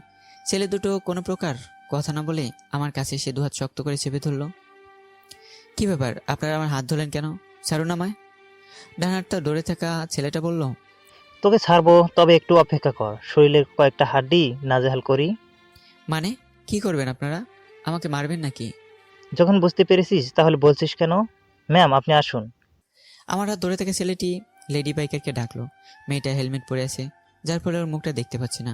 বাইক থেকে নেমে নিজের হেলমেট খুললো, তারপর হকি স্টিক নিয়ে আমার দিকে আসতে লাগলো। মেয়েটার চেহারা দেখে আমি অবাক, কারণ মেয়েটা হলো ইরা। ইরা বাইক চালাতে পারে এটা আগে জানতাম না। এর সাথে এটাও বুঝতে বাকি থাকলো না যে ছেলে দুটো কেন আমাকে ধরে এসেছে। এর সাথে এটাও বুঝতে বাকি থাকলো না যে ছেলে দুটো কেন আমাকে ধরে রেখেছে। ইরা হাতে হকি স্টিক নিয়ে সামনে এসে দাঁড়ালো, তারপর হকি স্টিক নিজের কাঁধে তুলে নিয়ে বলল, কি আমাকে এখানে দেখে অবাক হচ্ছিস? অবাক হওয়ারই কথা। তোকে বলেছিলাম না আমাকে স্পর্শ করার প্রতিশোধ আমি নেব। এখন তুই দেখতে পাবি তোর কি অবস্থা করি। ইরা, ইরা তুমি আসল সত্য না জেনে বিশাল বড় ভুল করতে চলেছ। তখন ইচ্ছে করে তোমার উপর পড়ে যায়নি। এরা আমার কোনো কথা শুনলো না, হকি স্টিক দিয়ে আমার মাথায় জোরে আঘাত করলো, যার ফলে মাথা দিয়ে রক্ত বেরোতে লাগলো। রক্ত দেখে হাত ধরে থাকা ছেলে দুটো হাত ছেড়ে দিল। আমি মাথায় হাত দিয়ে রাস্তার উপরে বসে পড়লাম। রক্তের সাথে প্রচুর ব্যথাও করছে। এত ব্যথা এর আগে কখনো পাইনি। রক্ত শরীর বেয়ে গায়ে থাকা শার্টে লেগে গিয়েছে। গোলাপি রঙের শার্ট রক্তের জন্য লাল হয়ে গিয়েছে। আমি রাস্তার উপরে মাথায় হাত দিয়ে বসে ব্যথায় চিৎকার করছি। এরা নিজের হাতে থাকা হকি স্টিক ছেলেগুলোর কাছে দিয়ে আমার সামনে এসে বলল, এরপর থেকে আমাকে টাচ করার চেষ্টা করলে এর থেকেও খারাপ অবস্থা করব। তুই আজকে প্রথম দেখে কিছু বললাম না। এটা বলে ইরা সহ ছেলেগুলো বাইক নিয়ে চলে গেল। আমি মাথায় হাত দিয়ে দাঁড়ালাম। দাঁড়িয়ে থাকতে পারছি না, অনেক কষ্ট হচ্ছে, কিন্তু আরেকটু হাঁটলেই হোস্টেল পেয়ে যাব। এখান থেকে হোস্টেলের গেট দেখতে পাচ্ছি। রাস্তায় তেমন কেউ নেই যে তার কাছ থেকে সাহায্য চাইব। মাথায় প্রচুর ব্যথা নিয়ে আস্তে আস্তে করে হাঁটছি। হোস্টেলের গেটে একজন দারোয়ান আছে। গেটে থেকে একটু দূরে আমাকে এমন অবস্থায় দেখতে পেয়ে কয়েকজন ছেলে নিয়ে আমার কাছে এলেন। দারোয়ান চাচাকে আমি দেখে মাথায় হাত দিয়ে বসে পড়ি। খুব কষ্টে বললাম, চাচা আমাকে বাঁচান। এরপর কি হলো মনে নেই। যখন চোখ খুললাম নিজেকে নিজের খাটে আবিষ্কার করলাম। পাশে শাহিদ ওর মাথায় হাত দিয়ে বসে আছে। আমি উঠে বসলাম। অনেক ব্যথাও করছে। শরীরের দিকে তাকালাম, গায়ের শার্ট নেই। আমার জ্ঞান ফিরছে এটা শাহিদ লক্ষ্য করেনি। শাহিদ, আমার শার্ট কোথায়? হঠাৎ করে আমার কণ্ঠ শুনতে পেয়ে শাহিদ খাটের দিকে তাকালো, তারপর কিছুটা অবাক কণ্ঠে বলল, তোর জ্ঞান ফিরেছে কখন? এই তো কিছুক্ষণ হলো। তো বসে আছিস কেন? শুয়ে থাক, না হলে মাথায় সমস্যা হবে। আরে এইসব নিয়ে কিছু হবে না। আমাকে এটা বল, তুই এখানে কিভাবে এসেছিস? আমাকে কালকে রাতে ইরা কল করে বলেছিল তোকে নাকি অনেক মারধর করেছে, তাই তোকে দেখতে এসেছি। কি হয়েছিল কালকে রাতে? সে অনেক ঘটনা, আমি ওয়াশরুমে যাব। এটা বলে আমি ওয়াশরুমে চলে গেলাম। আয়নার দিকে দাঁড়ালাম, মাথায় ব্যান্ডেজ করা, তার সত্ত্বেও ব্যথা করছে। জানি না কয়দিনই ব্যথা করবে। যাই হোক, ওইসব চিন্তা বাদ দিয়ে ফ্রেশ হলাম। তারপর ওয়াশরুমের বাইরে বের হয়ে দেখলাম শাহিদ এখনো বসে আছে। আমি গিয়ে ওর পাশে বসলাম। শাহিদ আমার হাতে কয়েকটা ওষুধ ধরিয়ে দিয়ে বলল, ওষুধগুলো খেয়ে নিস, ব্যথা করবে না। এবং আজকের মতো আমি গেলাম, টিউশনি করাতে যেতে হবে। কয়টা বাজে? দুপুর 1টার মতো বাজে। আমি অজ্ঞান ছিলাম কতক্ষণ? তুই কালকে রাত থেকে অজ্ঞান হয়েছিলি, কিছুক্ষণ আগে তোর জ্ঞান ফিরেছে। ও, ভালো হয়েছে। এখন চল আমি টিউশনি করাতে যাব। তুই অনেক অসুস্থ, আজকের দিনটা রেস্ট কর, কালকে থেকে না হয় টিউশনি করাতে যাবি। কালকে নতুন টিউশনি ধরেছি, আজকে না গেলে কেমন দেখা যায় এটা বলতো? কিছুই হবে না, বলবি আমি ইচ্ছে করে বাদ দিতে চাইনি, আমার শরীরের অবস্থা খারাপ ছিল তাই আসতে পারিনি। আজকের মতো বিশ্রাম কর, কালকে থেকে আবার টিউশনি শুরু করিস, ভালো হবে। ঠিক আছে, তাহলে যা। এবং আমাকে ল্যাং মেরেছিল কি, ওকে খুঁজে পেয়েছিস? হ্যাঁ, খুঁজে পেয়েছি। লিজার কাছ থেকে খবর নিলাম ওই ছেলেটা নাকি ভার্সিটি আসেনি। কালকে আমি এবং তুই একসাথে ভার্সিটি যাব, তারপর ছেলেটাকে দৌড়ে সাহায্য করব, কি বলিস? অবশ্যই, আজকে থাক, কালকে ভার্সিটিতে দেখা আমি করবে। ওকে বললাম। সে চলে যাওয়ার পর আমি লাঞ্চ করতে চলে গেলাম। আজকে হোস্টেলে অনেকে আমার দিকে তাকিয়ে আছে। অনেকে তো জিজ্ঞেস করেছে এখন শরীরের অবস্থা কেমন, কালকে রাতে কি হয়েছিল। আমি শুধু বলেছি ভালো আছি, এবং কালকে রাতে কি হয়েছিল সেটা জানি না। ব্যাস, এটা শুনে কেউ আর কোনো প্রশ্ন করলো না। ওরা বুঝতে পেরে গেছে আমার মুখ থেকে আসল ঘটনা বের হবে না। লাঞ্চ শেষ করে ওষুধ খেয়ে নিলাম, তারপর ঘুমিয়ে গেলাম। মাথার ব্যথা এখনও আছে, জানি না কবে ঠিক হবে, মুক্তি পাবো কবে এই যন্ত্রণা থেকে। এবং ইরার বিষয়টা দেখতে হবে। ইরার অনেক সাহস বেড়ে গেছে, সময় বুঝে ইরাকে সাহায্য করব। সেদিন এই দিনটা ঘুমে কেটে গেল। পরের দিন সকালে ঘুম থেকে উঠে আজকে মাথার অনেকটা ব্যথা কম। আমার এই খারাপ অবস্থার ব্যাপারে এখন আম্মু বা বোনকে জানাইনি, আর জানাবো না, চিন্তা করবে প্রচুর। বিছানা ছেড়ে দিয়ে ফ্রেশ হলাম, তারপর রেডি হয়ে চলে গেলাম ভার্সিটির দিকে। হঠাৎ করে গেটের সামনে শাহিদের সাথে দেখা। তোর শরীরের অবস্থা কেমন? আগের চেয়ে অনেক ভালো। দেখ, এরা তোকে অনেক কথা শোনাবে, হাসাহাসি করবে, তুই ওদের ইগনোর করার চেষ্টা করবি, তাই হবে। ঠিক আছে। তারপর আমরা দুজন ক্লাসে চলে এলাম। শাহিদের কথা মতো ইরা আমাকে নিয়ে অনেক হাসাহাসি করেছিল, আমি সেদিকে খেয়াল করিনি। নিজের মতো ক্লাস করে হোস্টেলে ফিরে এসেছি। তারপর দুইটা থেকে টিউশনি করাতে শুরু করে দিয়েছি। এভাবে আমার দিন কাটতে লাগলো। পড়াশোনা এবং টিউশনির মাঝপথে শুধু ইরা কাটা হিসেবে দাঁড়িয়ে আছে। তবে এখন আর ওকে তেমন পাত্তা দিব না বলেই ঠিক করেছি। এভাবে 3 মাস কেটে গেল। 3 মাস পর এই কয়েক মাসে এরা প্রচুর ডিস্টার্ব করেছে, অনেক জায়গায় আমাকে অপমানও করেছে, ওর বন্ধুদের নিয়ে হাসাহাসিও করেছে। কিন্তু আমি ওকে পাত্তা দেইনি, নিজে সবটুকু দিয়ে চেষ্টা করেছি এরা থেকে নিজেকে দূরে রাখার। কিন্তু এরা নিজে বারবার আমাকে অপমান করতে চলে আসতো। একদিন ভার্সিটি শেষ করে হোস্টেলে ফিরছিলাম। হোস্টেল থেকে অনেকটা দূরে ছিলাম, যেখানে মানুষজন দেখা যায় না বললেই চলে। এমন একটা জায়গা দিয়ে যাচ্ছিলাম, এমন সময় এরা একটা বাইক নিয়ে এসে আমার পথ আটকে দাঁড়ালো। কিরে, আজকাল তোর ভাব বেড়ে গিয়েছে নাকি? আমাকে দেখে এমন ব্যবহার করিস যেন তোর সাথে আমার কিছুই হয়নি। আমি আপনার সাথে কথা বলতে চাই না, আমার অনেক কাজ আছে, আমাকে হোস্টেলে ফিরতে হবে, তাই বাই। এটা বলে বাস কাটিয়ে হাঁটতে লাগলাম। আপনাদের বলে রাখি, এই রাস্তায় তেমন যানবাহন চলাচল করে না, করলেও সেটা সংখ্যায় অনেক কম। আমি হাঁটছিলাম, তখন এরা পেছন থেকে অনেক স্পিডে বাইক নিয়ে আমার পাশ দিয়ে চলে গেল। এরার বোধহয় আমাকে ধাক্কা মারতে চেয়েছিল, কিন্তু পারিনি। লুকিং গ্লাস দিয়ে ইশারা করে বলল, বেঁচে গেলি। এরার এরকম ব্যবহার আজ প্রথম নয়, অনেক দিন ধরে এমন ব্যবহার শুরু করেছে। আমার সাথে কেন এমন করছে সেটা আমার জানার বাইরে। মাথা নিচু করে হেঁটে যাচ্ছিলাম, এরা এখন আমার আশেপাশে বাইক নিয়ে ঘোরাঘুরি করছে। হঠাৎ একটা চিৎকার শুনে মাথাটা তুলে সামনে তাকালাম, দেখলাম বাইক সহ হীরা মাটিতে পড়ে আছে। ওর সামনে ছোট্ট একটা মিনি ট্রাক দাঁড়িয়ে আছে। বুঝতে পারলাম অ্যাক্সিডেন্ট করেছে। তাড়াতাড়ি করে ইরার কাছে গেলাম।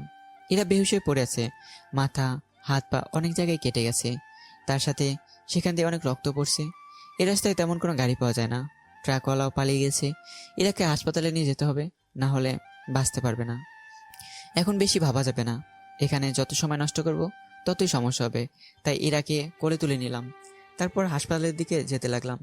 সামনে একটা বাজার পড়বে, সেখানে বড় বড় হাসপাতাল আছে, তবে এভাবে গেলে অনেকক্ষণ সময় লাগবে। এই রাস্তায় তেমন গাড়ি চলে না, কিভাবে তো পথ যাবো ভেবেই পাচ্ছিলাম না। এমন সময় একটা সিএনজি এসে আমাদের পাশে দাঁড়ালো। আমার হাতে রক্তাক্ত অবস্থায় ইরাকে দেখতে পেয়ে সিএনজি চালক বলল, কি হয়েছে, অ্যাক্সিডেন্ট করছে নাকি? শরীর দিয়ে অনেক রক্ত বের হচ্ছে, আপনি ওনাকে নিয়ে সিএনজিতে উঠুন, দ্রুত হসপিটালে যেতে হবে। আমার কাছে ভাড়ার টাকা নেই, সব শেষ হয়ে গিয়েছে। আমার কথাটা শুনে সিএনজি চালক অবাক দৃষ্টিতে তাকালেন। গভীর চিন্তায় মগ্ন তিনি। কিছুক্ষণ চুপ থেকে নিজেকে চিন্তায় জগৎ থেকে ফিরিয়ে নিয়ে কিছুটা তাড়াহুড়ো কণ্ঠে বললেন, আরে ভাই, টাকার চিন্তা পরে করব, টাকার থেকে এই মানুষের জীবন অনেক মূল্যবান।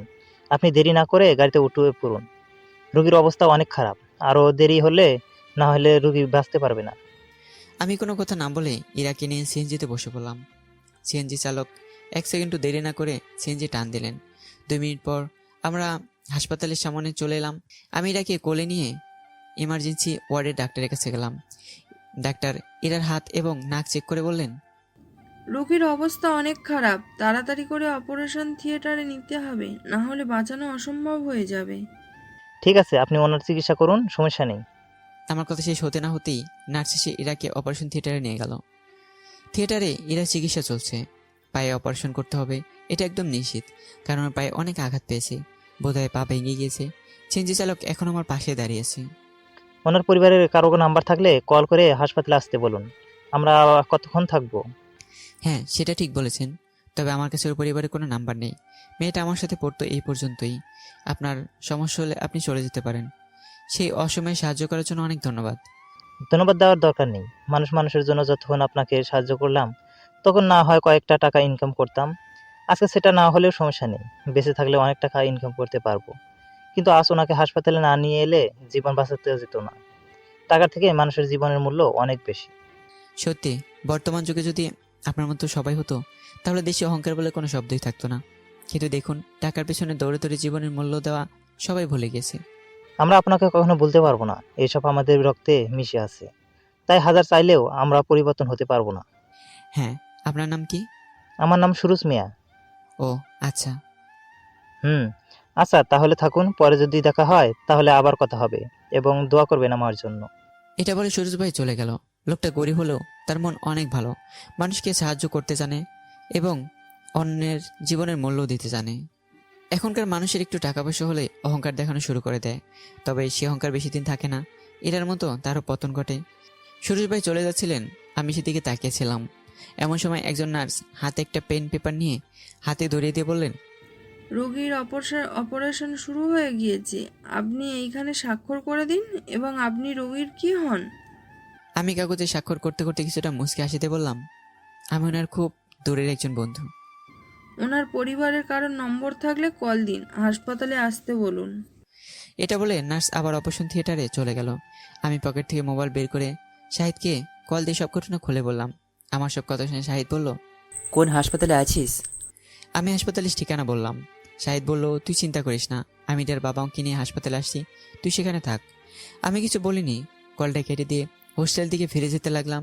গায়ে নর্মাল একটা গেঞ্জি পরে আছি, গেঞ্জির উপরে আমার পছন্দের একটা শার্ট ছিল, কিন্তু সেটা ইরার মাথার সাথে বেঁধে দিয়েছি চিন্তিতে থাকাকালীন সময়ে।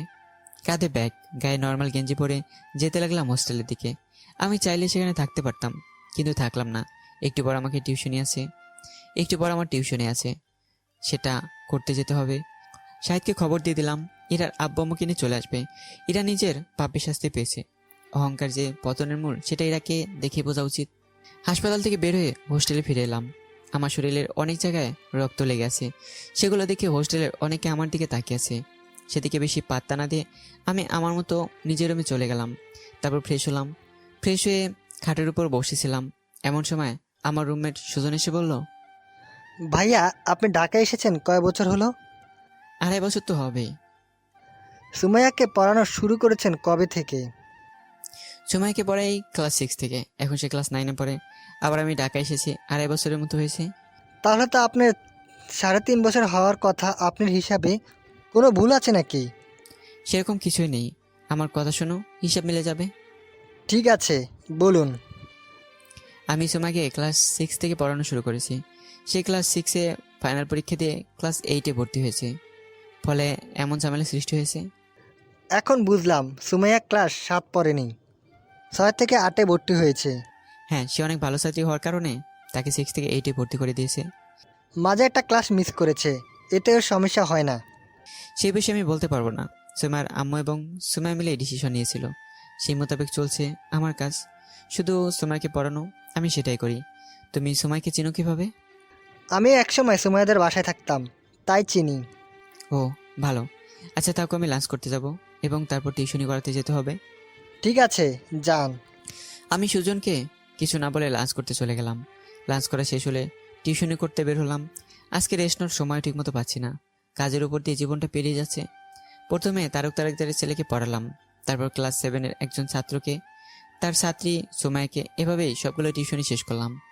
রাতে টিউশনি শেষ করে হোস্টেলে এসে ঘুমানোর প্রস্তুতি নিচ্ছিলাম, এমন সময় শাহিদের ফোন।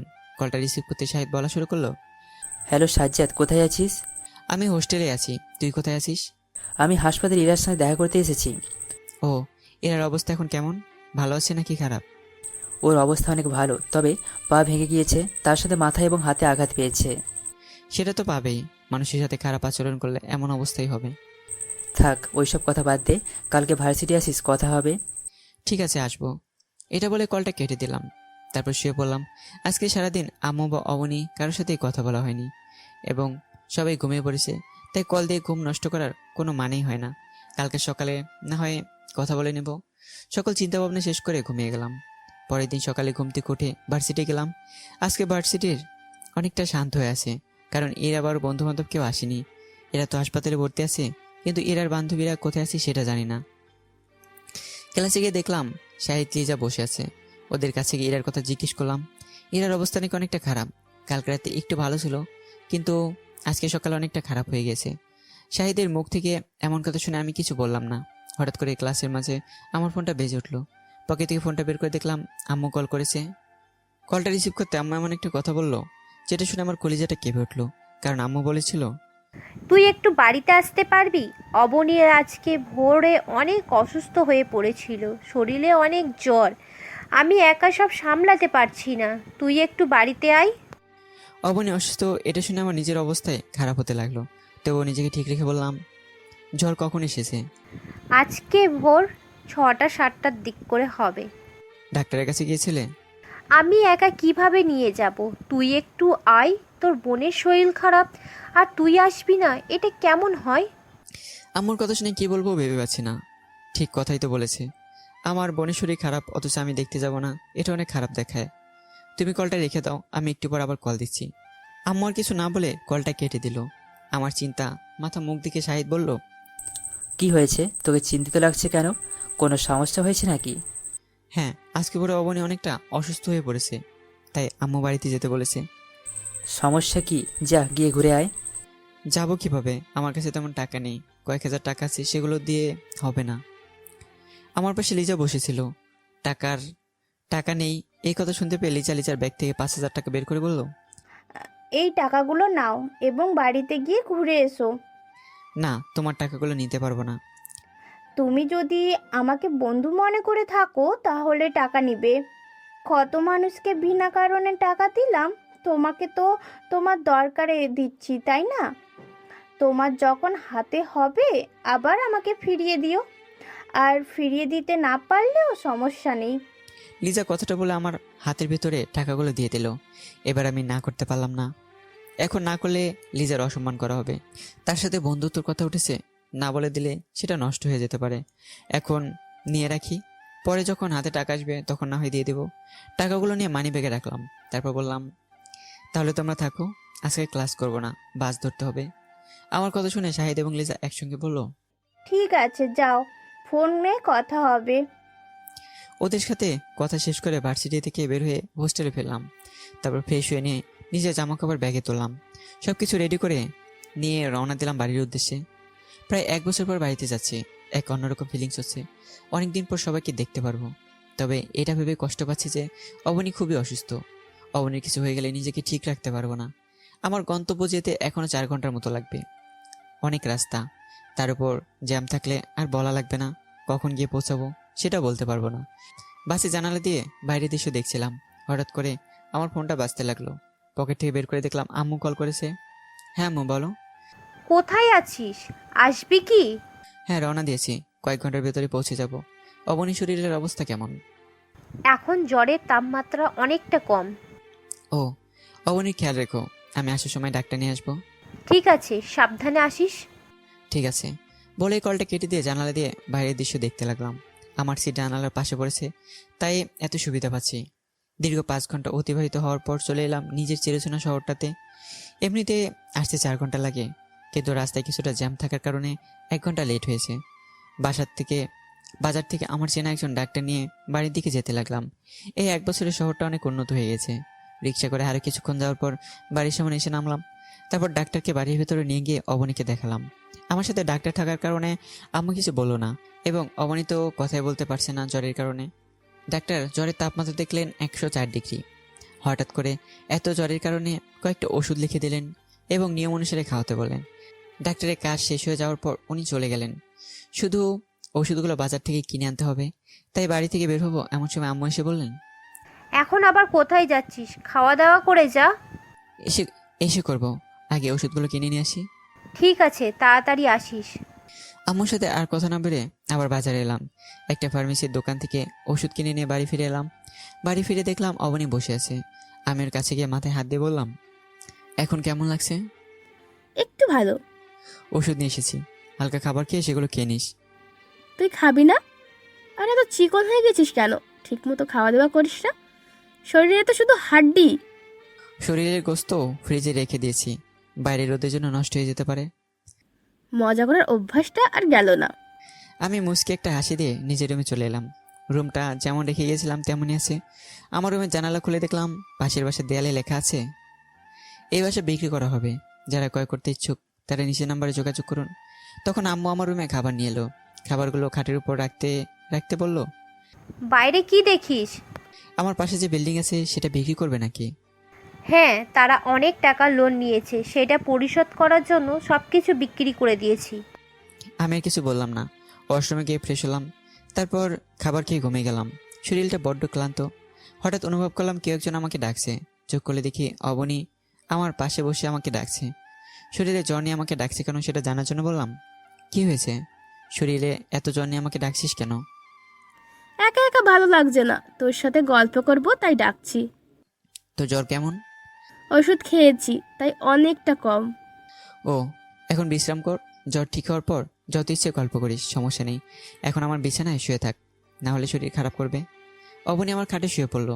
শুয়ে থাকতে থাকতে হঠাৎ করে বলে উঠলো, ভাইয়া, তোর না গেলে হয় না, আমাদের সাথে এই বাড়িতে থেকে যা, দেখবি অনেক মজা হবে। থাকার ব্যবস্থা থাকলে কি সে শহরে গিয়ে পড়ে আছি? কবে বাড়িতে ফিরে আসতাম, কিন্তু আসতে পারবো না। তোর ওখানে ভালো লাগে? না লাগলে কিছু করার নেই, বাধ্য হয়ে থাকতে হয়। হুম, এবার এতদিন পর এসেছিস, কয়েকদিন থাকবি। 3-4 দিন থেকে চলে যাব। অবনীর কিছু বললো না। জ্বরের মাথায় অনেক ওলটপালট প্রশ্ন করছে, যার উত্তরগুলো আমাকে দিতে হচ্ছে। খেয়াল করলাম অবনী আমার বিছানাতে ঘুমিয়ে পড়েছে। এখন এখানে যদি ঘুমোতে দেই তাহলে অবনীর দেখাশোনা করতে সমস্যা হবে। তাকে নিজের রুমে পাঠিয়ে দেওয়াই ভালো হবে। অবনী উঠ, নিজের বিছানায় যা। না, আমি আজকে তোর সাথে ঘুমাবো। এই অবস্থায় আমার সাথে ঘুমালে অসুবিধা হতে পারে। তার চেয়ে ভালো হবে নিজের রুমে গিয়ে ঘুমিয়ে থাক, আম্মু খেয়াল রাখতে পারবে। আমি পায়ে হেঁটে যেতে পারবো না, তুই বরং আমার রুমে গিয়ে ঘুমিয়ে পড়, তাই হবে। বুদ্ধি খারাপ দেয়নি। অসুস্থ শরীরে ওর রুমে যাওয়া অনেকটা কষ্ট হয়ে যাবে। তার চেয়ে ভালো হবে অবনী আমার রুমেই থাক, আমি ওর রুমে গিয়ে ঘুমিয়ে পড়ি। এসব ভাবছিলাম এমন সময় আম্মুর ডাক। ডিনার করার জন্য ডাকছে। অবনীকে বললাম, ডিনার করবি না? তখন অবনী বলল সে আগেই খেয়ে নিয়েছে, এখন আর খাবে না। যেহেতু আগে খেয়ে নিয়েছে তাই কিছু বললাম না। নিজের মতো করে ডিনার করে নিয়ে অবনীর রুমে গিয়ে ঘুমিয়ে পড়লাম। এভাবে বাড়িতে বসে থাকতে থাকতে 3 দিন কেটে গেল। আর কয়েক ঘন্টা পরে ঢাকায় ফিরে যাব।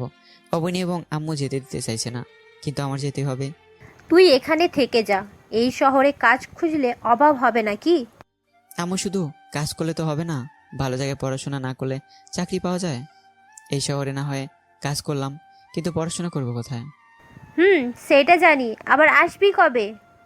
আসবো খুব তাড়াতাড়ি, চিন্তা করো না। এরপর আসার সময় শহরের কোনো চাকরি নিয়ে ফিরবো।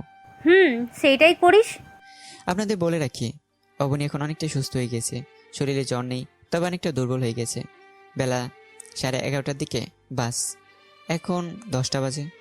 10:30টায় বাড়ি থেকে বের হবো। বাস স্ট্যান্ডে বাসার থেকে একটু দূরে, তাই আগে বের হবো। এখনও নাস্তা করা হয়নি। নাস্তা শেষ করে রওনা দেব। আম্মুকে বললাম নাস্তা দিতে। আম্মু নাস্তা রেডি করে দিল।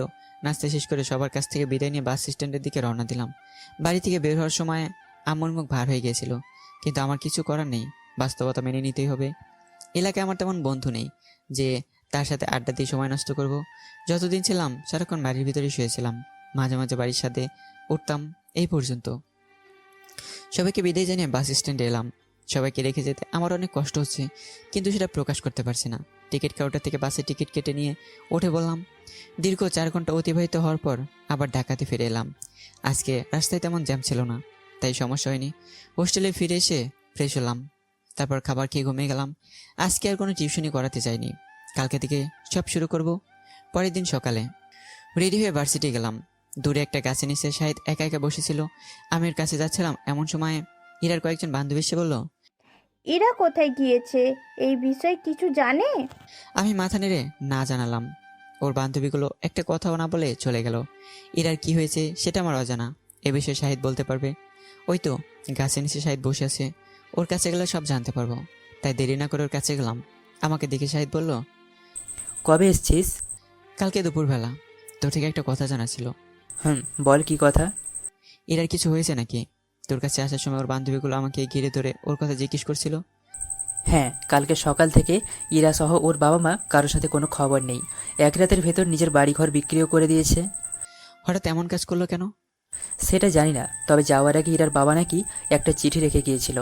চিঠিতে লেখা ছিল, আমার মেয়ের ভালোর জন্য ওকে নিয়ে দূরে চলে যাচ্ছি, কেউ আমাদের খোঁজ করার চেষ্টা করবে না। যার কাছে বাড়ি বিক্রি করেছে সে বলতে পারছে না ওরা কোথায় গিয়েছে? তারাও জানে না। ওদের খোঁজ করার জন্য কেউ থানাতে যায়নি? পাগল নাকি, ওদের জন্য কে থানাতে যাবে? ওদের নিয়ে আর মাত্র কয়েকদিন কথা চলবে, তারপর সবাই ভুলে যাবে। জানি না মেয়েটা কোথায় গেছে, তবে যেখানে যাক সহজে অহংকারী হতে পারবে না, হলে আমার কথাগুলো বেশি মনে পড়বে। এটা ঠিক বলেছিস। ক্লাস শুরু হয়ে যাবে, চল ক্লাসে যাই। তারপর আমরা ক্লাসের দিকে হাঁটা ধরলাম। এখন আমাদের অত্যাচার করার মতো কেউ ভার্সিটিতে নেই। পুরো ভার্সিটিতে ইরা সবাইকে এ নিয়ে মজা অপমান আরও অনেক কিছুই করতো, কিন্তু এখন সেসব করার জন্য এরা আর নেই। তোর বোন সুস্থ হয়েছে নাকি অসুস্থ হয়ে আছে? সে এখন পুরোপুরি সুস্থ, তবে শরীরটা এখন দুর্বল। ওটা কোনো বিষয় না, অসুস্থ হলে একটু শরীর দুর্বল হবেই, 1-2 দিন যাওয়ার পর ঠিক হয়ে যাবে। এইসব কথা বলতে বলতে ক্লাসে চলে এলাম। আজকে ক্লাসের সামনের সিটটা ফাঁকা, অন্যদিন এখানে ইরা বসে। এখন তো ইরা নেই, তাই সিট আমি দখল করে নিলাম। এতদিন পিছনে বসেছি, আজকে থেকে সামনে বসবো। আজকে ক্লাসটা অনেক শান্ত, কোনো ঝামেলা নেই, সবাই চুপচাপ বসে আছে। একটু পর স্যার ক্লাস এলো, তারপর নিজের মতো ক্লাস করে চলে গেল। এভাবে সকল শিক্ষক এসে ক্লাস নিয়ে চলে গেল। সবগুলো ক্লাস শেষ হওয়ার পর প্রতিবারের মতো আবারও ক্লাস থেকে বের হলাম। তারপর সবাইকে নিয়ে ক্যাম্পাসে বসে আড্ডা দিতে লাগলাম।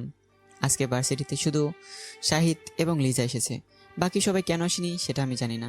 দুজনের সাথে কিছুক্ষণ আড্ডা দিয়ে ওদের বিদায় জানিয়ে হোস্টেলে ফিরে এলাম।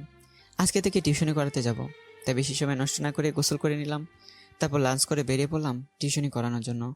কয়েকদিন টিউশনি করাতে আসতে পারিনি দেখে সকল বাসায় জিজ্ঞেস করেছিল কেন আসেনি। তাদের সবাইকে একটাই উত্তর দিয়েছি, বোনের শরীর খারাপ ছিল, তাকে দেখার জন্য বাড়িতে গিয়েছিলাম। রাত 10:10 টিউশনি শেষ করে হোস্টেলে ফিরছি। শহরে নির্জন রাস্তা দিয়ে, এই রাস্তায় তেমন মানুষজন দেখা যায় না। আশেপাশে যে সকল মানুষজন থাকে শুধু তারাই ওটা দিয়ে চলাচল করে। মাঝে মাঝে 2-1টা গাড়ি চলাচল করে, তবে হঠাৎ করে হেঁটে দিয়ে যাচ্ছি এবং মনে মনে বলছি আর মাত্র 4টা বছর, অনার্স কমপ্লিট করে নিজের জেলায় ছোট্ট একটা চাকরি নেব। কারণ এই শহরে অনেক দিন থাকতে হয়েছে, আরও 4 বছর থাকতে হবে। ততদিনই শহরের প্রতি নিজের মায়াও কমে যাবে। এখনই ইচ্ছে করে এখান থেকে ফিরে যাই নিজের শহরে, কিন্তু টিউশন এবং পড়াশোনার জন্য যেতে পারছি না। ঠিক করেছি এই 4 বছর বাড়িতে ফিরবো না, পড়াশোনা শেষ করে সে একবারেই বাড়িতে ফিরে আসবো, আর আসবো না। মোবাইলে ঘড়ির দিকে তাকালাম, মাত্র 5 মিনিট সময় অতিবাহিত হয়েছে। এখন 10:15। হোটেলে গেটের সামনে রাস্তার পাশে দাঁড়িয়ে আকাশের দিকে তাকিয়ে তারা গুনছি। পরিবেশ অনেক নীরব, হালকা হালকা বাতাস বইছে। আকাশে কালো মেঘে তারা এসে ওগুলোকে ঢেকে দিচ্ছে। বোঝা যাচ্ছে তুমুল বৃষ্টি নামবে। চাচা, নিজের জিনিসপত্রগুলো আপনার রুমে ঢুকিয়ে রাখুন, আকাশ অনেক মেঘ জমেছে, তুমুল বৃষ্টি নামবে। গেটে বসে থাকা দারোয়ান চাচা বসে থেকে পান খাচ্ছিলেন। আমার কথা শুনে তিনি আকাশের দিকে তাকিয়ে দেখলেন। সেদিকে কিছুক্ষণ তাকিয়ে থাকার পর বললেন, নামতে দাও, জীবনে অনেক দাগ লেগেছে, বৃষ্টি এসে মুছে দিতে পারলে অনেক উপকার হতো। চাচার কথায় আমি কিছুটা মুচকি হাসলাম। হয়তো চাচার জীবনে কোনো অতীত আছে যেটা সে নিজের ভিতরে লুকিয়ে রেখেছে। হয়তো বৃষ্টির পানিতে ভিজে নিজেকে শান্তি দেয়। তবুও বেশি ভিজলে জিনিসপত্র নষ্ট হয়ে যাবে, তার চেয়ে ভালো হবে ভিতরে গিয়ে রেখে দিন এবং আপনি রুমের ভেতরে থেকে গেট পাহারা দিন, এটা সবচেয়ে ভালো হবে। এখন আর তুলবো না, বৃষ্টি বৃষ্টি ভাব হলে সব জিনিস ভেতরে তুলবো। ঘড়ির দিকে তাকালাম, 10:20 বাজে। এর থেকে বেশি দেরি করলে ঘুম অনেক কম হবে। আচ্ছা তাহলে থাকেন, পরে আবার কথা হবে। ভেতরে যাওয়ার সময় হয়ে গেছে, গেট বন্ধ করবেন কখন? একটু পর গেট বন্ধ করে আমিও শুয়ে পড়বো, আজকে শরীরটা অনেক ক্লান্ত লাগছে। এই বুড়ো বয়সে শরীরে বেশি লোড নেওয়ার দরকার নেই, অল্প করুন, তাতে ভালো হবে। সবাই তো তোমার মতো বোঝে না বাজান। আমি হোস্টেলের দিকে যেতে যেতে বললাম, বোঝা সবাই বোঝে, কিন্তু কেউ প্রকাশ করে না। করলে যে নিজের ক্ষতি হবে, কোনো মানুষ তো জেনে বুঝে নিজের ক্ষতি করবে না। চাচা মুশকি হাসলেন, তবে জবাব দিলেন না। আমি আর কোনো কথা না বলে হোস্টেলে প্রবেশ করলাম। তারপর নিজের রুমে গিয়ে ফ্রেশ হয়ে নিয়ে ফোনটা চার্জে লাগিয়ে দিয়ে ডিনার করে শুয়ে পড়লাম। শুয়ে ভাবতে লাগলাম, মানুষ দুনিয়াতে থাকলেই দুঃখ কষ্টের অভাব এসব লেগেই থাকবে। জীবনের প্রতিটা পদক্ষেপ এগুলো আসবেই। যদি আপনার জীবনে এইসব না আসে তাহলে আপনি মানুষ না, মানুষ রূপে অন্য কিছু। আজকে চোখে ঘুম আসছে না, নানা রকমের টেনশন মাথায় চেপে বসেছে। পাশের বেডে তাকালাম, সুজন মোবাইল চালাচ্ছে। ঘুমানোর আগে ফোন চালানোর অভ্যাস ছিল, কিন্তু এখন আর নেই। একটা সময় ছিল যখন সারাদিন ফেসবুকে পড়ে থাকতাম, কিন্তু এখন নানা টেনশনে কাজের চাপে আর ফেসবুকে যাওয়া হয় না। ভাই, কিছু নিয়ে চিন্তা করছেন নাকি? হঠাৎ সুজনের কণ্ঠে শুনতে পেলাম। ওর দিকে তাকালাম, সুজন মুসকে মুসকে হাসি দিয়ে তাকিয়েছে উত্তর শোনার জন্য। না ছোট ভাই, তেমন কিছু না, মানুষের কথা চিন্তা করছিলাম। একজন মানুষের জীবনে সমস্যা লেগে থাকে, সমস্যা মুক্ত মানুষ দুনিয়াতে নেই। পাওয়া একদম অসম্ভব। পৃথিবীর অনেক ধনী ব্যক্তিগুলো ঝামেলার পাড়ায় থাকে, তবে ধর্মের পথে এসে দেখুন, কোনো ঝামেলা হবে না। যে সমস্যাই হবে আল্লাহই সমাধান করে দিবে। আল্লাহর উপর ভরসা করেই বেঁচে আছি ভাই, আশা নিয়ে আছি, জানি আল্লাহ একদিন আমার মনের আশা পূরণ করবেই। অনেক রাত হয়েছে ভাই, ঘুমিয়ে পড়ুন, না হলে সকালে উঠতে সমস্যা হবে। আমি হ্যাঁ বলে চোখ বন্ধ করে ফেললাম। এখন চোখে একটু ঘুম আসছে। চোখ বন্ধ করে থাকতে থাকতে কখন ঘুমিয়ে গেছি সেটা নিজেও জানি না। পরের দিন সকালে ঘুম থেকে উঠলাম, তারপর ভার্সিটি চলে গেলাম। ভার্সিটি শেষে আবার হোস্টেলে ফিরে এলাম, তারপর টিউশনি করাতে গেলাম। এভাবে চলছিল আমার জীবন। আস্তে আস্তে দিন গেল, মাস গেল, এক সময় বছরও গেল। এইভাবে চলতে চলতে জীবন থেকে 4টি বছরও কেটে গেল। পড়াশোনা শেষ। এখন ছোটোখাটো একটা কোচিং সেন্টারে জয়েন করেছি। সেখানে কয়েকটা ক্লাসে পড়াই আমি এবং শাহিদ। দুজনে পড়াশোনা একসাথেই শেষ করেছি, তবে দুজনে বেকার, কোনো চাকরি নেই। কিন্তু পরিবার চালানোর জন্য তো কাজ করতে হবে। চাকরির জন্য নানা জায়গায় ইন্টারভিউ দিচ্ছি, কিন্তু আমাদের দেশে ঠোঁটের কথায় চাকরি হয় না, নোটের কথা হয়। টাকা থাকলে যে কোনো জায়গায় চাকরি হয়ে যাবে। আমি যতগুলো ইন্টারভিউ দিয়েছি সবগুলোতেই টাকা চেয়েছে, কিন্তু আমার কাছে তো টাকা নেই, তাই চাকরিগুলোও হয়নি। এখন নিজ শহরের কয়েকটা প্রাইভেট কোম্পানিতে ইন্টারভিউ দিয়েছি। সেগুলোর কোথাও চাকরি হয়ে গেলে ঢাকা শহর ছেড়ে বাড়িতে ফিরে যাব, আর থাকবো না এই শহরে। শাহিদও নিজের জেলায় চাকরির জন্য অ্যাপ্লাই করছে। একটা ভালো চাকরি পেলেই সেও চলে যাবে। একদিন রাতে হোস্টেলে শুয়েছিলাম, এমন সময় আমার ফোনে একটা মেল এলো। মেলটা ছিল আমার ইন্টারভিউ দিয়েছিলাম তার রেজাল্ট। আমি নিজ শহরে বড় একটা কোম্পানিতে চাকরি পেয়ে গেছি। আগামী মাসের 1 থেকে 2 তারিখ থেকে জয়েন করতে বলেছে। এটা দেখার পর দেরি না করে নিজের জিনিসপত্র গোছানো শুরু করে দিলাম। কালকের দিনটা থেকে পরশু বাড়ি ফিরে যাব। আমি চাইলেও ঢাকা শহরে চাকরি করতে পারতাম, কিন্তু সেটা আমার পক্ষে সম্ভব না। এই শহর থেকে চাকরি করলে নিজের বাড়তি খরচ হবে, যেটা আমি দিতে পারবো না। তখন তো আর হোস্টেলে থাকতে পারবো না, নিজের আলাদা বাসা নিয়ে থাকতে হবে। সেটার ভাড়া দিতে হবে, নিজের খাওয়া দাওয়ার খরচ চালাতে হবে, তারপর সাথে পরিবারকেও চালাতে হবে। সব দিক থেকে হিসেব করে দেখছি শহরে থাকলে অনেক টাকা খরচ হবে, যার জন্য নিজ শহরে চাকরি নিলাম। নিজের জরুরি জিনিসপত্রগুলো গুছিয়ে রেখে দিয়ে ঘুমিয়ে গেলাম। পরের দিন সকালে কোচিংয়ে গেলাম। সেখানে শাহিদকে চাকরির ব্যাপারে বললাম। সবটা শুনে শাহিদ অনেকটা খুশি হলো। তার সাথে বলল, বাড়ি গিয়ে আমাদেরকে ভুলে যাস না, ফোনে অন্তত কথা বলিস। আমি শুধু মুচকে আসলাম। সেদিন কোচিং থেকে নিচের বেতনগুলো নিয়ে আসলাম। তারপর শাহিদকে নিয়ে আমাদের সকল বন্ধুদের সাথে দেখা করলাম। লিজার বিয়ে হয়ে গেছে আজ 1 বছর, রিফার 6 মাস, আর বাকিগুলোর বিয়ে করেনি। তারা এখনো পড়াশোনা করছে। আজকে সবার সাথে সময় কাটিয়ে পরের দিন রওনা দিলাম নিজের চিরচেনা শহরের দিকে। পৌঁছতে 4-5 ঘন্টা লাগবে, অথবা তারও বেশি। যত রাস্তা এগিয়ে যাচ্ছে তত বেশি একটা অনুভূতি কাজ করছে। 4 বছর পর আবার নিজের পরিবারকে দেখতে পাবো। অবশ্য গত কয়েক মাসে রাজশাহীতে অনেকবার এসেছিলাম, কিন্তু সেটা চাকরির ইন্টারভিউ দেওয়ার জন্য। দিন এসে দিন গিয়েছিলাম, বাড়ির কাউকে কিছুই জানাইনি। আজকেও যে বাড়ি যাচ্ছি সেটার ব্যাপারেও কাউকে কিছু বলিনি। ঠিক করেছি বাড়ি গিয়ে সবাইকে সারপ্রাইজ দেব। আজকে রাস্তায় তেমন কোনো জ্যাম নেই, রাস্তা ফাঁকা হয়, গাড়ি অনেক বেশি স্পিডে চলছে। মনে হচ্ছে অনেক তাড়াতাড়ি বাড়িতে পৌঁছতে পারবো। গল্পে আমার বাড়ি রাজশাহী শহরের পাশের একটা গ্রামে, তবে সেটাকে গ্রাম বলে ভুল হবে, কারণ সেটা শহরের একদম শেষ সীমানায়। মামা, আপনার টিকিট দেখান। নিজের গ্রামের কথাই ভাবছিলাম, এমন সময় হেল্পার এসে টিকিট চেয়ে বসলো। ওনার কাজটাতে অনেক বিরক্ত হলাম। অন্য সকল বাসে টিকিট চেক করে না, অথচ এই বাসে টিকিট চেক করছে। হেল্পারের টিকিট চেক করা শেষ হলে তিনি চলে গেলেন। কি সুন্দর মোডে ছিলাম সেটাও নষ্ট করে দিল। মুড ঠিক করার জন্য জানালাতে বাইরে তাকালাম। বাইরের বাতাস এসে আমার মুখে লাগছে। আকাশে রোদও অনেক কম, সূর্যের অর্ধেকটাই ঢেকে রেখেছে মেঘ দিয়ে। দৌড়ে তাকারে কিছু কালো মেঘ ঘনিয়ে আসছে বোঝা যাচ্ছে। বৃষ্টি নামার প্রস্তুতি নিচ্ছে। মনে মনে বললাম, বাড়িতে ওঠার পর বৃষ্টি নামলে ভালোই হবে, মাঝ রাস্তায় বৃষ্টি নামলে অনেক অসুবিধা হয়ে যাবে। আস্তে আস্তে নিজের শহরটার কাছে চলে আসতে লাগলো, তেমনি আকাশটাও কালো হয়ে এলো। বাস থেকে নামার পর আকাশের দিকে তাকালাম, পুরো আকাশ কালো মেঘে ঢেকে গেছে, তার সাথে গুড়ি গুড়ি বৃষ্টিও নামছে। পুরোপুরি বৃষ্টি আসার আগে বাড়িতে পৌঁছতে হবে। বাস স্টপ থেকে বাড়ি অনেকটা কাছে, রিক্সায় গেলে 2 থেকে 3 মিনিটের রাস্তা। অন্য সময় হলে হেঁটেই বাড়ি যেতাম, আজকে হাতে অনেক কিছুই আছে, তাই একটা রিক্সা নিয়ে বাড়ির দিকে রওনা দিলাম। বাড়ির সামনে আস্তে আস্তে বৃষ্টির গতি বেড়ে গেল। জিনিসপত্রগুলো রিক্সা থেকে নামালাম, তারপর ভাড়া দিয়ে তাড়াহুড়ো করে বাড়ির ভিতরে প্রবেশ করলাম। মেন দরজার সামনে দাঁড়িয়ে কলিং বেল বাজালাম। কিছুক্ষণ পর অবনী দরজা খুলে দিয়ে আমাকে দেখতে পেয়ে কিছুটা অবাক হয়ে তাকিয়েছিল। তাকিয়ে থাকতে থাকতে হঠাৎ করে আমাকে জড়িয়ে ধরে বলা শুরু করলো। ভাইয়া, তুই আসবি, এটা আগে বলবি না? আজ কয়েকদিন ধরে আমার মন বলছিল বাড়িতে কেউ আসবে, কিন্তু সেটা যে তুই এটা জানতাম না। আমি অবনীকে জড়িয়ে ধরে বললাম, তোদের সারপ্রাইজ দেওয়ার জন্যই তো না বলে চলে এসেছি। তার সাথে একটা খুশির সংবাদও আছে। এই চাকরি হয়ে গেছে এই শহরে। এখন থেকে তোদের সাথেই থাকবো। থাকলে তো অনেক ভালো। হ্যাঁ, আম্মু কোথায়? ভেতরে রান্না করছে, তুই ভেতরে যা, আমি তোর ব্যাগ নিয়ে আসছি। আমি কিচেনে গেলাম, দেখলাম আম্মুর সাথে একটা মেয়ে দাঁড়িয়ে আছে। মেয়েটা আম্মুর সাথে কিছু বিষয় নিয়ে কথা বলছে, তবে কি বলছে সেটা শুনতে পেলাম না।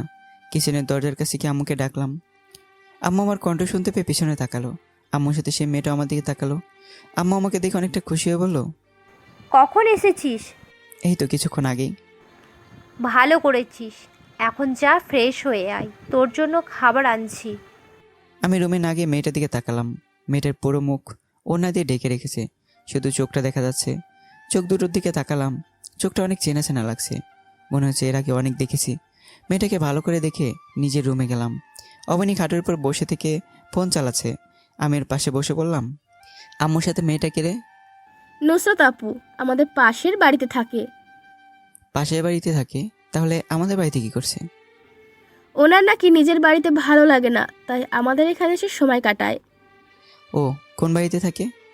অবনী আমার রুমে জানালা দিয়ে পাশের বিল্ডিংয়ের বাড়িটা দেখে বলল, এই বাড়িতে এর আগে এসে দেখে গিয়েছিলি বাড়িটা বিক্রি করবে।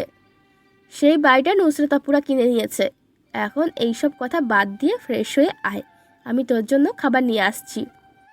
এটা বলে অবনী চলে গেল। আমি অষ্টমী গিয়ে ফ্রেশ হয়ে নিলাম। এর মধ্যে অবনী খাবার নিয়ে এসেছে। খাবারগুলো খেয়ে ঘুমিয়ে গেলাম। এক ঘুমে পরের দিন সকাল। আজকে 29 তারিখ। 1 তারিখ থেকে চাকরিতে জয়েন করব। হাতে 1 থেকে 2 দিন সময় আছে বিশ্রাম নেওয়ার জন্য। আমার রুমে থাকা দেয়ালঘড়ির দিকে তাকালাম। সকাল 9টা বাজে, অথচ আমাকে কেউ ডাকতে আসেনি। বিছানা থেকে নেমে ড্রয়িং রুমে গেলাম। অবনী টিভি দেখছে, আম্মু নাস্তা বানাচ্ছে।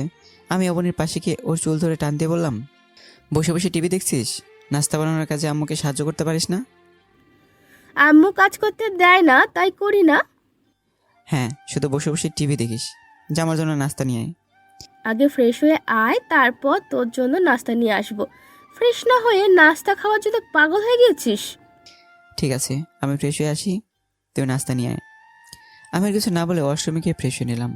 ফ্রেশ হওয়া শেষ হলে অবনীর সাথে নাস্তা করলাম। নাস্তা শেষ করে ড্রয়িং রুমে বসে টিভি দেখছিলাম। তখন কলিং বেল বেজে উঠল। আমার বাড়িতে এত সকালে কে আসতে পারে এটা ভেবে পাচ্ছিলাম না। অবনী দরজা খুলতে যাচ্ছিল। আমি অবনীকে বাধা দিয়ে বললাম, তুই থাক, আমি দরজা খুলে আসছি। আমি এটা বলে দরজা খোলাম। বাইরে সেই কালকের মেয়েটা দাঁড়িয়ে আছে, মুখ ওড়না দিয়ে ঢাকা, শুধু চোখ দুটো দেখা যাচ্ছে। হাতের ভেতর একটা শার্ট, জানি না কিসের জন্য এসেছে। মেয়েটা মানে নুসরাতকে বাইরে দাঁড় করিয়ে রেখে আবার ড্রয়িং রুমে এসে বসলাম। নুসরাত ভিতরে প্রবেশ করে দরজা লাগিয়ে দিল। তারপর সে অবনীর পাশে এসে বসলো। নুসরাতের সাথে বসে থাকতে আমার আনইজি ফিল হচ্ছে, তাই নিজের রুমে বারান্দায় চলে গেলাম। বারান্দার চেয়ারে বসে ফেসবুকে নিউজ ফিডে ঘোরাঘুরি করছিলাম। এমন সময় একটা মেইলি কণ্ঠ বলে উঠল, আপনার শার্টটা খাটের উপরে রেখে গেলাম। অনেক বছর আগে দিয়েছিলেন, এখন বোধহয় ছোট হয়ে গিয়েছে। আমি পিছন ফিরে তাকালাম। নুসরাত হাতে থাকা শার্টটি আমার খাটের উপর রেখে চলে যাচ্ছিল। ওর চলে যাওয়া দেখে আমি বললাম, এই মেয়ে দাঁড়াও, তোমার সাথে আমার কথা আছে। নুসরাত দাঁড়িয়ে গেল, আমার দিকে ফিরে তাকিয়ে দাঁড়িয়ে রইল। মেয়েটার সব কিছুতে অনেক অবাক হয়ে যাচ্ছি। প্রথমে চোখ, এখন কণ্ঠ। ওর কণ্ঠ শুনে মনে হচ্ছে এটা আগে অনেক শুনেছি, কিন্তু কোথায় শুনেছি এটা মনে করতে পারছি না। নুসরাত এখনও দাঁড়িয়ে আছে, চোখ মুখে ভয়ের ছাপ। জানি না কী কারণে ভয় পাচ্ছে। খাটের উপরে একটা শার্ট রাখা আছে, আমি সেটা হাতে নিয়ে দেখলাম। শার্ট দেখে আমার চোখ কপালে উঠে যাবার মতো অবস্থা, কারণ এটা সেই শার্ট যেটা দিয়ে ইরার মাথা বেঁধেছিলাম আজ থেকে 4 বছর আগে। শার্ট অনেকটা ছোট হয়ে গেছে, আমার পছন্দের শার্ট ছিল এটা। এ মেয়ে, তুমি এই শার্ট কোথায় পেলে? আর তোমার নাম কি? বাড়িতে আসার পর থেকে তোমাকে কেমন যেন চেনা চেনা লাগছে। তোমার নাম সত্যি কি নুসরাত, নাকি অন্য কিছু? নুসরাত ভয়ে একাকার, কপাল বেয়ে ঘাম পড়তে শুরু করে দিয়েছে। মনে হচ্ছে বড় ধরনের কোনো প্রশ্ন তার দিকে ছুড়ে দেওয়া হয়েছে। তার উত্তর কী দেবে সে বুঝতে পারছে না। কি হলো, কিছু বলছো না কেন? তোমার আসল নাম কি, এবং এই শার্ট তোমার কাছে কিভাবে এলো? আসলে আমি বাকিটা বলার আগে অবনী রুমে প্রবেশ করলো। তারপর নুসরাতের কাছে এসে বলল, আপু তোমাকে আন্টি ডাকছে, যাও। এটা শোনার পর নুসরাত এক দৌড়ে রুম থেকে বেরিয়ে চলে গেল। আমি চাইলে জোর করে ওর আসল পরিচয় বের করতে পারতাম, কিন্তু সেটা করি না। মেয়েটার চালচলন দেখে মনে হচ্ছে এটা ইরা। ওর কণ্ঠ, চোখ, হাঁটার স্টাইল সব কিছু ইরার সাথে মিলে যাচ্ছে। প্রথম প্রথম ইরার কথা মনে ছিল না, তবে শার্টটা দেখে ওর কথা মনে পড়ে গিয়েছে। কি ব্যাপার, নুসরাত আপুর সাথে রুমের ভিতরে কি করছিলি? কথাটা শুনে ভাবনার জগৎ থেকে বাস্তবে ফেললাম। হঠাৎ এইরূপ প্রশ্ন নিজেকে সামলে নিয়ে বললাম, কিছু না, তোর কাছে একটা প্রশ্নের উত্তর জানা ছিল, বলতে পারবি কি? নুসরাত আপুর বিষয় নাকি? হ্যাঁ। নুসরাতের আসল নাম কি? আসল নাম নুসরাত। ও, পুরো নাম জানিস? হ্যাঁ, নুসরাত জাহান ইরা। ইরা নামটা শুনে মনের ভিতর যত প্রশ্ন ছিল তার সব কিছু ক্লিয়ার হয়ে গেল। সেই জন্য বলি, আমার শার্ট মেয়েটার কাছে কেন এলো? ইরা মানে নুসরাত এখানে এসেছে কতদিন? তাও 4 বছরের মতো হবে। তুই যেদিন গিয়েছিলি সেদিন বিকেলবেলা। আচ্ছা তুই যা, আমি একটু পর আসছি। কোনো সমস্যা হয়েছে নাকি যে নুসরাত আপুর ব্যাপারে জিজ্ঞেস করছিস? না তেমন কিছু না, এমনি জিজ্ঞেস করলাম। তুই এখন যা, আমি একটু পর আসছি। অবনী রুমের বাইরে চলে গেল। আমি আবার বারান্দায় গেলাম, চেয়ারে বসে ভাবতে লাগলাম। অবনী যেমন করে বললো তাতে মনে হচ্ছে মেয়েটার নাম ইরা। ওর নাম সহ অনেক কিছু ইরার সাথে মিলে যাচ্ছে। বিশেষ করে যেদিন ইরার বাবা মা সহ সবাই কাউকে কিছু না জানিয়ে হারিয়ে গিয়েছিল, সব কিছু নুসরাতের সাথে মিলে যাচ্ছে। এখন যদি আরেকটা প্রশ্নের উত্তর পাই তাহলে পুরোপুরি নিশ্চিত হতে পারবো যে এটা ইরা। নিশ্চয়ই অবনী এটার উত্তর জানবে। প্রশ্নটার উত্তর নেওয়ার জন্য আমাকে অবনীর কাছে যেতে হবে। তাই গেলাম, অবনীর কাছে গিয়ে বললাম, আমাকে একটা কথা বল, নুসরাত যখন নতুন নতুন এই বাসে এসেছিল তখন কি সে অ্যাক্সিডেন্ট করেছিল? হাতে পায়ে কোথাও ব্যান্ডেজ দেখেছিস? হ্যাঁ, সারা শরীরে ব্যান্ডেজ ছিল, কিন্তু তুই এই বিষয়ে জানিস কিভাবে? এ বিষয়ে পরে বলবো। এটা বলে আবার নিজের রুমে ফিরে এলাম। রুমের দরজা লক করে দিয়ে ফুল স্পিডে ফ্যান ছেড়ে দিলাম। মাথায় অনেক রাগ উঠে যাচ্ছে। যে মেয়েটাকে আমার একদম পছন্দ নয় সেই মেয়েটা আমার বাড়িতে এসে বসে থাকে। আমি পুরোপুরি নিশ্চিত হয়ে গেছি নুসরাত মেয়েটাই ইরা। কারণ ইরার অবস্থা যেমন ছিল নুসরাতের অবস্থাও তেমন ছিল। আর একটা কথা মনে পড়লো, ইরার বাবা চিঠিতে লিখেছিল ইরার ভালোর জন্য শহর ছেড়ে যাচ্ছে। যেহেতু ভালোর জন্য শহর ছেড়েছে তাই ইরা নামটা চেঞ্জ করে নুসরাত রেখে দিয়েছে। আমরা সবাই নাম ইরা জানলেও নুসরাত চিনি না, যার পরে প্রথম প্রথম চিনতে পারিনি। খাটের উপর বসে ভাবছিলাম ইরা আমার সাথে ছিল অথচ আমি চিনতে পারিনি। তবে 4 বছরে অনেকটা পরিবর্তন হয়ে গেছে। আজকাল পর্দা করে নামাজ পড়ে, হয়তো সে নিজের ভুল বুঝতে পেরেছে তাই এমন হয়েছে। তবে অহংকারী ভাবটা তার ভেতর থেকে মুছে গিয়েছে কেন সেটা জানি না। এরা হাজারবার নিজের ভুল বুঝলেও আমার কাছ থেকে সহজে ক্ষমা পাবে না। খুব কঠিন একটা শাস্তি দেবো মেয়েটাকে। এরপর থেকে আমার সামনে এলে অপমান ছাড়া কিছুই পাবে না। হঠাৎ করে কারো কণ্ঠে আমার ঘুম ভাঙলো। খাটের উপর শুয়ে থাকতে থাকতে কখন ঘুমিয়ে গেছি সেটা বলতে পারবো না। ঘুম ভাঙলো দরজার নখ ও কথা শব্দে। জানি না কে কথা বলছে। একরাশ বিরক্তি নিয়ে দরজা খুললাম। সামনে নুসরাত দাঁড়িয়েছে। এই অসময়ে আমার কাছে কেন এসেছে সেটা জানি না। কি ব্যাপার, আমার কাছে কি মনে করে? মানে আপনার প্রশ্নের উত্তরগুলো দিতে এসেছি। তখন আম্মু ডেকেছিল, তাই বাসায় যেতে হয়েছিল। ঠিক আছে বলো, প্রশ্নের উত্তর আমিও শুনতে চাই। রুমের ভেতরে বসে কথা বললে বোধহয় ভালো হবে। সত্য কথা বলবে, তোমার আসল নাম কি? নুসরাত প্রথমে বলতে চাইল না, ইগনোর করার চেষ্টা করছিল। তাই আমি কিছুটা রাগ নিয়েই বললাম, কি ব্যাপার, আমার কথাটাকে ইগনোর করার চেষ্টা করছো কেন? কি মতলব নিয়ে আমার কাছে এসেছো? আমার প্রশ্নের উত্তর দিতে নাকি অন্য কিছু করতে? আপনার প্রশ্নের উত্তর দিতে। তাহলে উত্তর দিচ্ছ না কেন? সেই কখন থেকে বলছি তোমার আসল নাম কি সেটাই তো বলছো না। নুসরাত কিছুটা ভয় পেয়ে গেল। নিজের আসল নাম বলবে কিনা সেটা বুঝতে পারছে না। সে তো জানে না যে আমি তার আসল পরিচয় জেনে গেছি। এখন ওর নিজের মুখ থেকে কথা শুনে নিশ্চিত হতে চাইছি। নুসরাত ভয়ে চুপ হয়ে আছে। ওর এরকম চুপ থাকা আমার সহ্য হচ্ছে না। এরকম ন্যাকামো দেখার সময় আমার হাতে নেই। কথা না বলতে পারলে রুম থেকে বেরিয়ে যাও। না, আমি বলছি আমি আসল ইরা, যেটা আপনি আগে থেকেই জানেন। তুমি কি সেইরা যে 2টা ছেলেকে সাথে নিয়ে আমাকে মেরেছিলে? নুসরাত মানে ইরা নিজের মাথা নাড়িয়ে হ্যাঁ বলল। এবার আমার কাছে ওর পরিচয় একদম ক্লিয়ার। মনের ভেতর অনেক প্রশ্ন ঘুরপাক খাচ্ছে, সেগুলো এখন কি করব? তুমি যখন অ্যাক্সিডেন্ট হয়েছিলে তার কিছুদিন পর কাউকে কিছু না বলে ওখান থেকে চলে এসেছিলে কেন? ওই শহরে থাকলে আমি আরো খারাপ হয়ে যেতাম। আমি বুঝতে পেরেছিলাম আমার সকল বন্ধুগুলো আমাকে নয়, আমার টাকাকে পছন্দ করত। ওদের থেকে পিছু ছাড়ানোর জন্য ওই শহর ছেড়ে এসেছিলাম। এর সাথে আরও একটা কারণ, ওই শহর ছেড়ে দিলাম। দ্বিতীয় কারণ কি? আমার বাবা বড় বিজনেসম্যান হওয়ার কারণে অনেক লোকের সাথে শত্রুতা হয়ে গিয়েছিল। সেদিন অ্যাক্সিডেন্টও আমার বাবা একজন দুশ্মন করিয়েছিলেন। এই কারণে কাউকে কিছু না বলে চলে এসেছি। তোমার বাবা এখন কি করে? এখানে ছোটখাটো ব্যবসা শুরু করেছে, সেটাই দেখাশোনা করে। তুমি হঠাৎ করে এত পরিবর্তন হয়ে গেলে কেন? এবং সারা দেশে অন্য কোথাও বাসা কিনতেও হতো পারতে, সেটা না করে আমার বাড়ির সাথে কিনলে কেন? আমাকে নিয়ে কোনো উদ্দেশ্য আছে? না না, আপনাকে নিয়ে আমার কোনো উদ্দেশ্য নেই। আমি অথবা আমার পরিবারের কেউই জানতো না যে এখানে আপনার বাড়ি। যদি জানতাম তাহলে এখানে বাড়িই কিনতাম না। থাক, সেই বিষয়ে কথা না ভাবলে হবে। আপনি এখন আসুন এবং এরপর থেকে আমার সামনে আসবেন না, কেমন? যাওয়ার আগে আপনার কাছে ক্ষমা চাচ্ছি ভার্সিটির সেরকম ব্যবহারের জন্য। আমি মন থেকে খুব কষ্ট অনুভব করি আপনার সাথে সেই ব্যবহারের কথা ভেবে। প্লিজ আপনি সেই কথাগুলো মনে রাখবেন না এবং আমাকে ক্ষমা করে দেবেন। আজকে আসি, অন্য একদিন কথা হবে। এটা বলে নুসরাত রুম থেকে বেরিয়ে গেল। নুসরাতকে এখন সেই ইরা বলেই ডাকবো। নুসরাত নামটা অনেক বড় হয়ে যায়। ইরার এরকম পরিবর্তন দেখে অনেক অবাক হচ্ছি। জানি না সে কীভাবে নিজেকে পরিবর্তন করেছে। প্রথমে ভেবেছিলাম তার ভিতরে অহংকারী ভাব এখন আছে, কিন্তু আমার ধারণা ভুল প্রমাণিত হলো। তার ভিতরে অহংকার বলে তেমন কিছুই দেখতে পেলাম না। দেড় ঘড়ির দিকে তাকালাম, দুপুর 12টার কাছাকাছি। সকালে নাস্তা করার পর কেন যেন চোখ লেগে গিয়েছিল, তাই বুঝতে পারছি না। রুম থেকে বের হয়ে ড্রয়িং রুমে গেলাম। অবনী বসে বসে টিভি দেখছে আর আম্মু রান্না করছে। আমি কি অবনীর পাশে বসে বললাম, সারাদিন টিভি দেখলে হবে?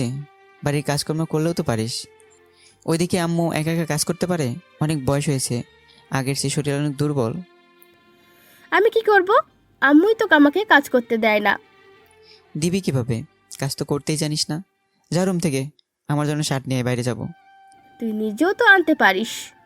পারবো না, তুই গিয়ে শার্ট নিয়ে আয়। অবনীকে আর কোনো কথা বলতে না দিয়ে শার্ট আনতে রুমে পাঠিয়ে দিলাম। সে নিজের পছন্দ মতো একটা শার্ট এনে বলল, নে, এখন আমাকে মুক্তি করে দে, তোর জ্বালা সইতে পারছি না। জ্বালাতন করলামই না, এটুকুতে এমন অবস্থা হলে চলবে? দেখতে থাক আরও কত অবস্থা করি। আরও একটা কথা, এরা যদি বাসায় আসে তাহলে ওর সাথে কথা বলবি না। ইরা কে? ইরাকে চিনিস না? নুসরাতের কথা বলছি। ভুলে ওর সাথে কথা বলবি না, কেমন? তোর সাথে কোনো সমস্যা হয়েছে নাকি? তোর প্রশ্নের উত্তর আমি দিতে পারবো না। যেটা বললাম তুই সেটা করবি, তাই হবে। এটা বলে শার্ট গায়ে দিয়ে বাড়ি থেকে বের হলাম। বাড়িতে ফেরার পর আজকে প্রথম এলাকায় দেখতে বের হয়েছি। আগে এলাকায় অনেক রাস্তা ছিল, এখন সেগুলো বন্ধ করে দিয়ে ঘরবাড়ি করেছে, ফলে রাস্তার সংখ্যা অনেক কমে গিয়েছে। আশেপাশে গড়ে উঠেছে নানা রকমের বিল্ডিং, স্কুল, ছোট ছোট কারখানা, আরও অনেক কিছু। চারদিকে দেখতে দেখতে রাস্তা দিয়ে হাঁটছিলাম। হঠাৎ করে মুষলধারে বৃষ্টি শুরু হলো। এই মুহূর্তে বাড়ি ফিরে যাওয়া সম্ভব নয়। রাস্তার পাশে একটা ঘর দেখলাম, দৌড়ে গিয়ে সেখানে উঠলাম। ঘরে টিন দিয়ে পানি পড়ছে। পাশে মাটি চুলা ভাঙ্গা দেখে মনে হচ্ছে এটা কোনো চায়ের দোকান ছিল, কিছু কারণবশত বন্ধ হয়ে গেছে। ঘরের অনেক জায়গা দিয়ে পানি পড়ছে, তবে আমি সেখানে দাঁড়িয়েছি, সেখানের জায়গাটা অনেক ভালো, তেমন বৃষ্টিও পড়ছে না। পাশে একটা ব্রেঞ্চ আছে, অর্ধেক ভেজা অর্ধেক শুকনো, বসার জন্য অনেক উপযোগী। দাঁড়িয়ে থাকতে থাকতে পা ব্যথা হয়ে গেছে, তাই আধ ভেজা ব্রেঞ্চে বসলাম। পকেট থেকে ফোনটা বের করে দেখলাম অবনীর নাম্বার থেকে 2টা মিসড কল। জোরে বৃষ্টি হওয়ার কারণে শুনতে পাইনি। অবনীর নাম্বারে কল ব্যাক করলাম। একবার রিং হতে কলটা রিসিভ করলো। হ্যালো ভাইয়া, এই বৃষ্টির ভেতরে কোথায় গিয়েছিস? তাড়াতাড়ি বাড়ি আয়, তোর জন্য আমার অনেক চিন্তা হচ্ছে। আমি বাড়ি থেকে একটু দূরে আছি, বৃষ্টি কিছুটা কমলেই বাড়ি ফিরবো। তাড়াতাড়ি আসিস। আমি কলটা কেটে দিলাম। এখন কিছু বলে উত্তর দেওয়ার ইচ্ছে নেই। ফোনটা পকেটে ঢুকে বাইরে তাকালাম। বৃষ্টি অনেক কমে গেছে, রাস্তা দিয়ে লোকজন চলাচল শুরু করে দিয়েছে। বাড়িতে ফিরে যাওয়ার তেমন ইচ্ছে করছে না, মন চাইছে এলাকা ঘুরে দেখতে। অনেকদিন হয়ে গেছে এলাকা দেখা হয়নি, আজকে সুযোগ পেয়েছি, এটা সহজে হাতছাড়া করব না। পুরো এলাকা ঘুরে দেখব, যেইভাবে সেই কাজ। পুরোপুরি বৃষ্টি থেমে যাওয়ার পর এলাকা ঘুরে ঘুরে দেখতে লাগলাম। আজকাল তেমন বন্ধু বান্ধবের দেখা পাচ্ছি না, সবাই বোধহয় নিজের জীবন গুছিয়ে নিতে ব্যস্ত। কেউ অফিসে আছে, কেউ বিদেশে, আবার কেউ অন্য জেলায়। কিছু কিছু চেনা বন্ধু বান্ধব ছোট ভাই ছিল, কিন্তু তাদের সাথে তেমন আর কথা হয় না। ভাবলাম আজকে দেখা করব, কপাল খারাপ থাকার কারণে সেটাও করতে পারলাম না। সময় শেষে কারো দেখা না পেয়ে বাড়ির দিকে হাঁটা ধরলাম। বাড়ি ফিরে যখন কলিং বেল বাজালাম, তখন অবনী এসে দরজা খুলে দিল। আমি ভেতরে প্রবেশ করে নিজের রুমের দিকে যাচ্ছিলাম, এমন সময় চোখটা গেল কিচেনের দিকে। এরা আম্মুর সাথে গল্প করছে। মেয়েটাকে বারবার নিষেধ করেছিলাম আমার সামনে যেন না আসে, তবুও কেন যে সে জানি না। আম্মুর দিকে খেয়াল করলাম, আম্মু অনেক হাসি খুশি মুখে ইরার সাথে কথা বলছে। আম্মু যদি ইরার সাথে কথা বলে খুশি থাকতে পারে তাহলে আমার কোনো আপত্তি নেই, যতই সে থাকুক, বলুক কথা আমাদের বাড়িতে, তবে সেটা শুধু কথা বলার জন্যই। ভাইয়া তোকে একটা কথা জিজ্ঞেস করব। বিছানার ওপর শুয়ে থেকে মোবাইল টিপছিলাম, এমন সময় অবনী রুমে প্রবেশ করে কথাটা বলল। কি জিজ্ঞেস করবে সেটা জানার জন্য বললাম, হ্যাঁ বল, কি জিজ্ঞেস করবি? অবনী এসে আমার পাশে বসলো, তারপর আমার ডান হাত শক্ত করে ধরে বলল, তুই তো আমাকে অনেক ভালোবাসিস তাই না? আরে পাগলি, তুই আমার ছোট বোন, তোকে ভালোবাসবো না তো কাকে বাসবো? তাহলে আমার একটা প্রশ্নের উত্তর দিতে পারবি? হ্যাঁ জিজ্ঞেস কর, উত্তর জানা থাকলে অবশ্যই দিব। নুসরত আপুর সাথে তোর কিসের সম্পর্ক, বা নুসরত আপুকে চিনিস কিভাবে? আমার গলা শুকিয়ে গেল, ও প্রশ্নের উত্তর কি দেবো ভেবে পাচ্ছি না। অবনী আমার মুখের দিকে তাকিয়ে আছে উত্তরের অপেক্ষায়। বলবি না নুসরত আপুর সাথে তোর কিসের সম্পর্ক, তাকে চিনিস কিভাবে? আসল সত্য বললে অবনী এরা কি ভুল বুঝতে পারে, তাই কোনো একটা মিথ্যা বলে চালিয়ে দিতে হবে। নুসরাতের সাথে তেমন কোনো সম্পর্ক ছিল না, তবে আমরা একসাথে ভার্সিটিতে পড়েছি, সেখান থেকে ওর সাথে একটু একটু পরিচয় ছিল আর কি। কিন্তু সমস্যা হলো ওখানে ওর নাম ইরা ছিল, এখানে নুসরাত হয়ে আছে, তাই তোর থেকে ওর বিষয়ে ইনফরমেশন নিচ্ছিলাম আর কি। তাহলে নুসরত আপুর সাথে কথা বলতে না করছিলি কেন? নুসরত আপু অনেক ভালো একটা মেয়ে, পর্দা করে, দিনের পথে চলে, 5 ওয়াক্ত নামাজ পড়ে, মনের ভেতরে কোনো হিংসা নেই, অহংকার নেই, মাঝে মাঝে তো গরিবদেরও সাহায্য করে। করলে করুক, তবু ওর থেকে একটু দূরে থাকবি, কারণ আমি জানি এরা আগে কেমন ছিল। কেমন ছিল? অহংকারী ছিল, ছেলেদের ডিস্টার্ব করতো, র্যাগিং করতো, অপমান করতো, এইসবই তো, তাই না? অবনীর মুখে এরার আগের ব্যবহারের কথা শুনে অনেক অবাক হলাম। এই অবাক চাহনি নিয়ে জিজ্ঞেস করলাম, তুই জানিস কিভাবে? এরা তোকে বলেছে নাকি? তুই কি ভেবেছিস আমি নুসরত আপুর আগের চরিত্রের ব্যাপারে কিছুই জানি না? নুসরত আপুর কাছে বসে থেকে তার অতীতের গল্প শুনেছি। মেয়েটা নিজের ভুল বুঝতে পেরেছে, তাই আজ নিজের অতীত ভুলে নতুন করে বাঁচতে শুরু করেছে। অতীতের নুসরত এবং বর্তমানের নুসরতের ভেতরে অনেক পার্থক্য আছে, যেটা তুই বুঝতে পারছিস না। কয়েকদিন নুসরত আপুর সাথে কথা বল, দেখ অতীতে সে এখন অহংকারী আছে নাকি সে ভালো হয়ে গিয়েছে, সেটা হাতে নাতে বুঝতে পারবি। তখন আমার কিছু বলা লাগবে না। অবনীর কথা অনেক যুক্তি আছে, এরার ব্যবহার কয়েকদিন দেখবো, তার ভিতরে আগের মতো অহংকারী ভাবটা আছে নাকি নিজেকে পরিবর্তন করে নিয়েছে সেটা বুঝতে পারবো। এখন এরার একটা বিষয় খুব ভালো লেগেছে, যে সে দিনের পথে এসেছে, সবাইকে একদিন মারা যেতেই হবে, তাই এরার মতো দিনের পথে ফিরে এলে অনেক ভালোই হবে। এরা এখনও আম্মুর সাথে আছে, অবনী আমার পাশে বসে আছে, ওকে রুমে থাকতে বলে ড্রয়িং রুমে গেলাম। এরা আম্মুর রান্নার কাজে সাহায্য করছে, এটা দেখে আমার কিছুটা রাগ হলো। রুমে ফিরে এসে অবনীর কাছে গিয়ে বললাম, পাশের বাসার মেয়েটা আম্মুর রান্নার কাজে সাহায্য করে এবং তুই বসে বসে সেগুলো দেখিস, মেয়েটার জায়গায় তুই কাজ করতে পারিস না? আমি তো রান্নার কাজ করতে পারি না, আম্মুকে সাহায্য করব কিভাবে? আম্মুর সাথে কাজ করতে থাকলে এমনি শিখে যাবি। একটা কথা মনে রাখবি, পৃথিবীর কোনো মানুষই তার হাতের কাজ মায়ের পেট থেকে শিখে আসে না, তার জন্ম হওয়ার পরেই তাকে সকল কাজ শেখানো হয়। তুই আম্মুর সাথে কাজ করতে থাকলে শিখে যাবি। আমি তোর কথা বুঝতে পেরেছি। কালকে থেকে আমি আম্মুকে সাহায্য করব, ওইসব নুসরতকে কোনো চান্স দিব না। কালকে থেকে কেন, আজকে থেকে কাজে লেগে পড়। না, আজকের দিনটা বিশ্রাম নিব, কালকে থেকে বাসার কাজ করা শুরু করব। অবনীর রুমে চলে গেল। ভেবেছিলাম কথাগুলো বললে আজকে থেকে কাজ করবে, কিন্তু না, মহারানী কালকে থেকে কাজ করবে। তবে আমার কথাগুলো যে বুঝতে পেরেছে এটাই অনেক, কাজ না করা পরের বিষয়। কালকে থেকে এরাকে একটু একটু কষ্ট দিতে হবে, যেন আমাদের বাড়িতে না আসে। মেয়েটাকে দেখলে মারতে মন চায়, কিন্তু নিজের মনকে কন্ট্রোল করে রাখি যেন এমন না করে, কারণ মেয়েদেরকে হাত তোলা মানায় না। আজ 30 তারিখ, আগামীকাল 1 তারিখ, নতুন অফিসে জয়েন করার ডেট। মনের ভিতর অন্যরকম একটা অনুভূতি তৈরি হচ্ছে। ভেবেছিলাম হাতে 2 দিন সময় আছে, একটু ঘোরাফেরা করে সময় কাটিয়ে দেব, কিন্তু সেই সব কিছুই করতে পারলাম না। কালকে দিনটা বাড়িতে বসে থেকেই কেটে গেছে। গতকাল ইরা আমাদের বাড়িতে অনেকবার এসেছে, কিন্তু সে আমার সামনে আসার সাহস পায়নি। যতটুকু পেরেছে নিজেকে আড়াল করে রেখেছে। এখন বেলা 11টা বাজে। গতকাল সারা রাত ভেবে ঠিক করেছি ইরাকে অপমান বা শাস্তি কোনো কিছুই দেব না, কারণ সে নিজের কর্মের ফল অনেক আগেই ভোগ করে নিয়েছে। নতুন করে ভোগ করার মতো কোনো শক্তিই বাকি নেই। 11:30টার দিকে অবনীকে নিয়ে শপিং মলে যাব ভেবে রেখেছি, কারণ আমার তেমন নতুন জামাকাপড় নেই, যেটা পরে অফিসে যাব সবগুলোই পুরনো হয়ে গেছে। তাই আমার এবং অবনীর জন্য জামাকাপড় কিনবো। রুমের বেলকনিতে বসে মোবাইল টিপছি, এমন সময় অবনী রেডি হয়ে এসে বলতে লাগলো, ভাইয়া কখন বের হবি? 11:30 বাজতে চললো, তাড়াতাড়ি চল, নইলে ভিড় বেড়ে যাবে। অবনীর কথা শুনে মোবাইলের দিকে তাকালাম। 11:20 বাজে। মোবাইল টিপতে গেলে সময় কোথা দিয়ে চলে যায় সেটা বোঝার কোনো উপায় থাকে না। তুই ড্রয়িং রুমে গিয়ে বসে থাক, আমি রেডি হয়ে আসছি। একটু তাড়াতাড়ি আয়, নাহলে লেট হয়ে যাবে। তুই তো কোনো দাওয়াতে যাচ্ছিস না যে লেট করলে গেলে খাবার শেষ হয়ে যাবে। আমরা যাচ্ছি শপিং মলে, সেখানে রাত 12টা গেলেও সমস্যা হবে না। হ্যাঁ সেটা আমি জানি, এখন আমাকে জ্ঞান না দিয়ে তাড়াতাড়ি রেডি হয়ে আয়।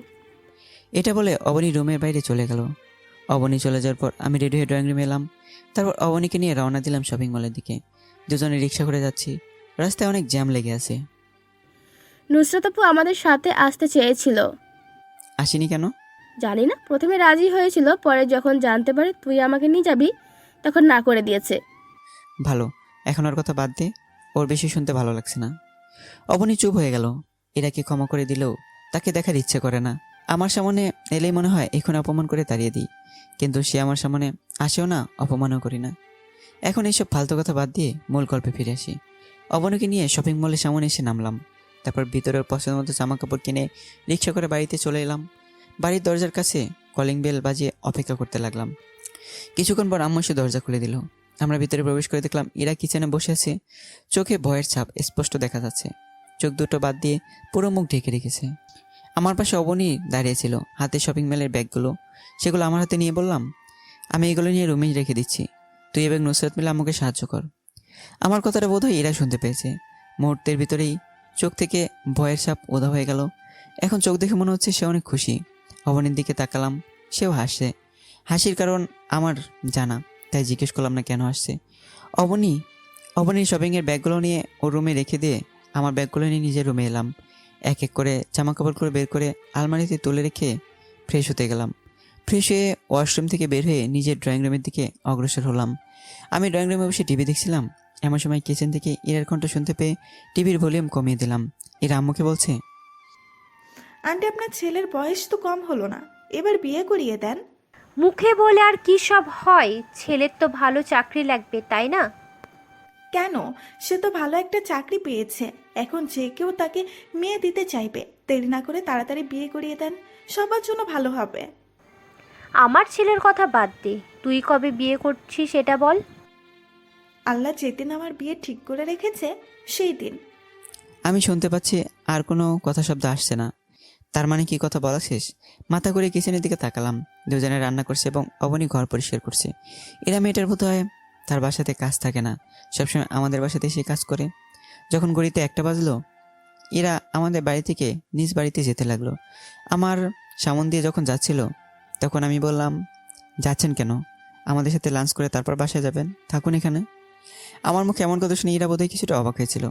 অবাক দৃষ্টিতে আমার দিকে কিছুক্ষণ তাকিয়ে থেকে বলল, আপনি কি আমাকে বলছেন? আপনি ছাড়া এখানে কে আছে? কেউ যদি না থাকে তাহলে আপনাকেই বলছি। ও, আজকে পারবো না, আমি বরং অন্যদিন আপনাদের সাথে লাঞ্চ করব, কেমন? এখন আমি চাই, নামাজ পড়তে হবে। আপনিও মসজিদে যান, নামাজ পড়ে আসুন। এটা বলে এরা বাইরে চলে গেল। মেয়েটা এত ভালো হলো কবে থেকে সেটা আমি বুঝতে পারছি না। তাকে দেখে কেউ বলবে না যে আগে সে কি অহংকারী একটা মেয়ে ছিল, সবসময় কারো ক্ষতি করে বেড়াতো। অ্যাক্সিডেন্টের পর থেকে কী পরিবর্তন হয়ে গিয়েছে সেটা দেখতেই পাচ্ছি। পেটে অনেক ক্ষুধা পেয়েছে। আম্মুকে খাবার দিতে বললাম, তখন আম্মু বললেন, বসে থাক, আমার হাতের কাজ শেষ হবে, তারপর তোদের সকলকে খাবার দেব। আমার কাজ শেষ হতে এখনও 10 থেকে 15 মিনিট লাগবে, ততক্ষণ অপেক্ষা কর। যেহেতু সময় লাগবে তাই জোর করলাম না, টিভি দেখে মনোযোগ দিলাম। তারপর আম্মুর কাজ শেষ হলে সবাই মিলে লাঞ্চ করতে বসলাম। লাঞ্চ করার মাঝখানে আম্মু বলে উঠলো, আগামী শুক্রবারে তোর বিয়ে ঠিক করেছি। এটা শুনে গলার খাবার আটকে গেল, ফলে কাশতে লাগলাম। অবনী আমাকে পানি দেওয়ার পর সেটা থেকে স্বাভাবিক হলাম। কিছুক্ষণ চুপ থেকে নিজেকে স্বাভাবিক করে নিয়ে বললাম, বিয়ে ঠিক করেছো এটা আমাকে বলনি কেন? আমি এখন বিয়ে করব না, সবেমাত্র একটা চাকরি পেলাম, আগে নিজের পায়ে দাঁড়াই, তারপর বিয়ে করার চিন্তা করব। চুপ, আমার উপর দিয়ে কথা বলছিস কেন? আমি যেটা বলেছি সেটাই কর। আগে বিয়ে কর, তারপর নিজের পায়ে দাঁড়াবি। আগামী শুক্রবারে তোর বিয়ে মানে বিয়ে। বিয়েতে বেশি আয়োজন করব না, 2 ফ্যামিলির লোকজনের ভেতরেই সব করব, বড় করে অনুষ্ঠান করার দরকার নেই। আমি কি বলবো ভেবে পাচ্ছিলাম না, কারণ আমার কথার কোনো মূল্য তাদের কাছে নেই। এখন যেহেতু বিয়ে দেবে বলেই ঠিক করেছে, তাহলে মেয়ের ব্যাপারে সব জিজ্ঞেস করে ভালো হবে। মেয়েটা কে সেটা জানার জন্য বললাম, ঠিক আছে আমি বিয়েতে রাজি, তবে মেয়েটা কে? সেটা বিয়ের দিন দেখতে পারবি, এখন বলতে পারবো না। তবে তুই মেয়েটাকে খুব ভালো করে চিনিস, এখন বুঝতে পারলে খুঁজে নে। আমি কিছু না বলে খাবার শেষ করে নিজের রুমে এসে ভাবতে লাগলাম, আমার চেনা বলতে আমি শুধু ইরাকে চিনি। তার মানে কি ইরার সাথে আম্মু আমার বিয়ে ঠিক করেছে? সেটা করে থাকলে অসম্ভব। ইরাকে সহজে বিয়ে করা যাবে না, সারাদিন প্রেশারের উপর রেখে দেবে, কোথাও শান্তি পাবো না। কথাগুলো ভাবছিলাম এমন সময় অবনী রুমে প্রবেশ করে বলল, এত চিন্তা কিসের? মেয়েকে নিয়ে চিন্তা করতে হবে না, মেয়ে খুব সুন্দর দেখতে, তোর সাথে অনেক মানাবে। আমি শুয়েছিলাম, অবনীর কথা শুনে উঠে বসে বললাম, তুই যা এখান থেকে, আমার কথা বলতে ভালো লাগছে না। ভালো লাগবে কেন? কয়েকদিন পর নতুন বউ পাবি, তার সাথে কি করবি সেগুলো তো ভাবতে হবে নাকি? এখন কি আমার সাথে কথা বলার সময় আছে? তুই দাঁড়া, তোকে দেখাচ্ছি মজা, আজকাল বেশি কথা বলছিস। এটা বলে অবনীকে ধরতে যাব, তার আগে অবনী রুম থেকে পালিয়ে গেল। একে তো মাথা ঠিক নেই, তার সাথে বিয়ে ঠিক করেছে সে চিন্তায় মাথা চুল উঠে যাবার মতো অবস্থা। অন্যদিকে অবনীর এরকম মজা সব মিলিয়ে আবার কোনো কিছু ভালো লাগছে না, নিজেকে বড় অসহায় লাগছে। জানি না আম্মু কোন মেয়ের সাথে আমার বিয়ে ঠিক করেছে, মেয়ে আমাকে পছন্দ করবে কিনা কে জানে। তবে মাথার ভেতর একটা প্রশ্ন ঘুরপাক খাচ্ছে, সেটা হলো আম্মু বলেছিল মেয়েটাকে নাকি ভালো করে চিনি। আমার চেনার ভিতরে শুধুমাত্র ইরা, কিন্তু আম্মু তো ইরার সাথে আমার বিয়ে ঠিক করবে না, কথাটা জোর দিয়ে বলতে পারছি না। ইরাকে সামনে পেলে ওর কাছে জিজ্ঞেস করে নেব, এটাতেই ভালো হবে।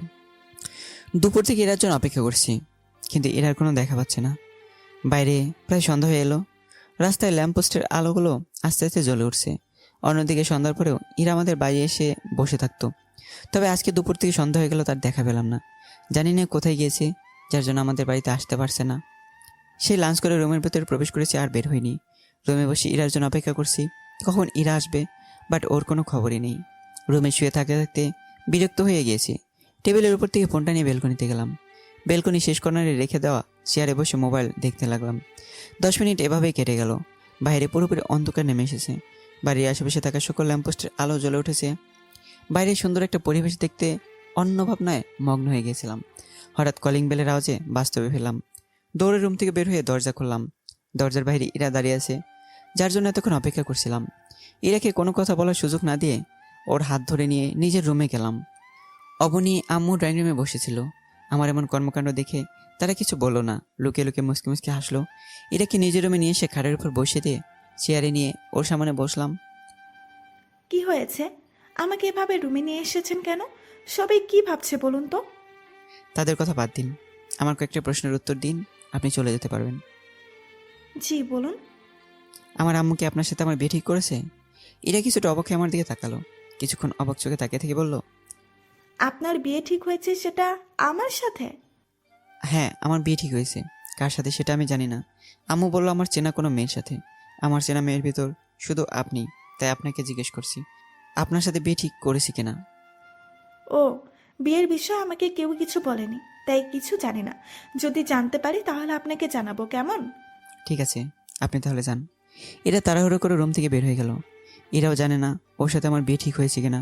আম্মুকে জিজ্ঞেস করলে তার এক কথায় উত্তর, বিয়ের আগে দেখা না করাই ভালো, যা দেখার বিয়ের দিন দেখে নিস। এখন দেখা করে লাভ নেই, বিয়ে বন্ধ হবে না।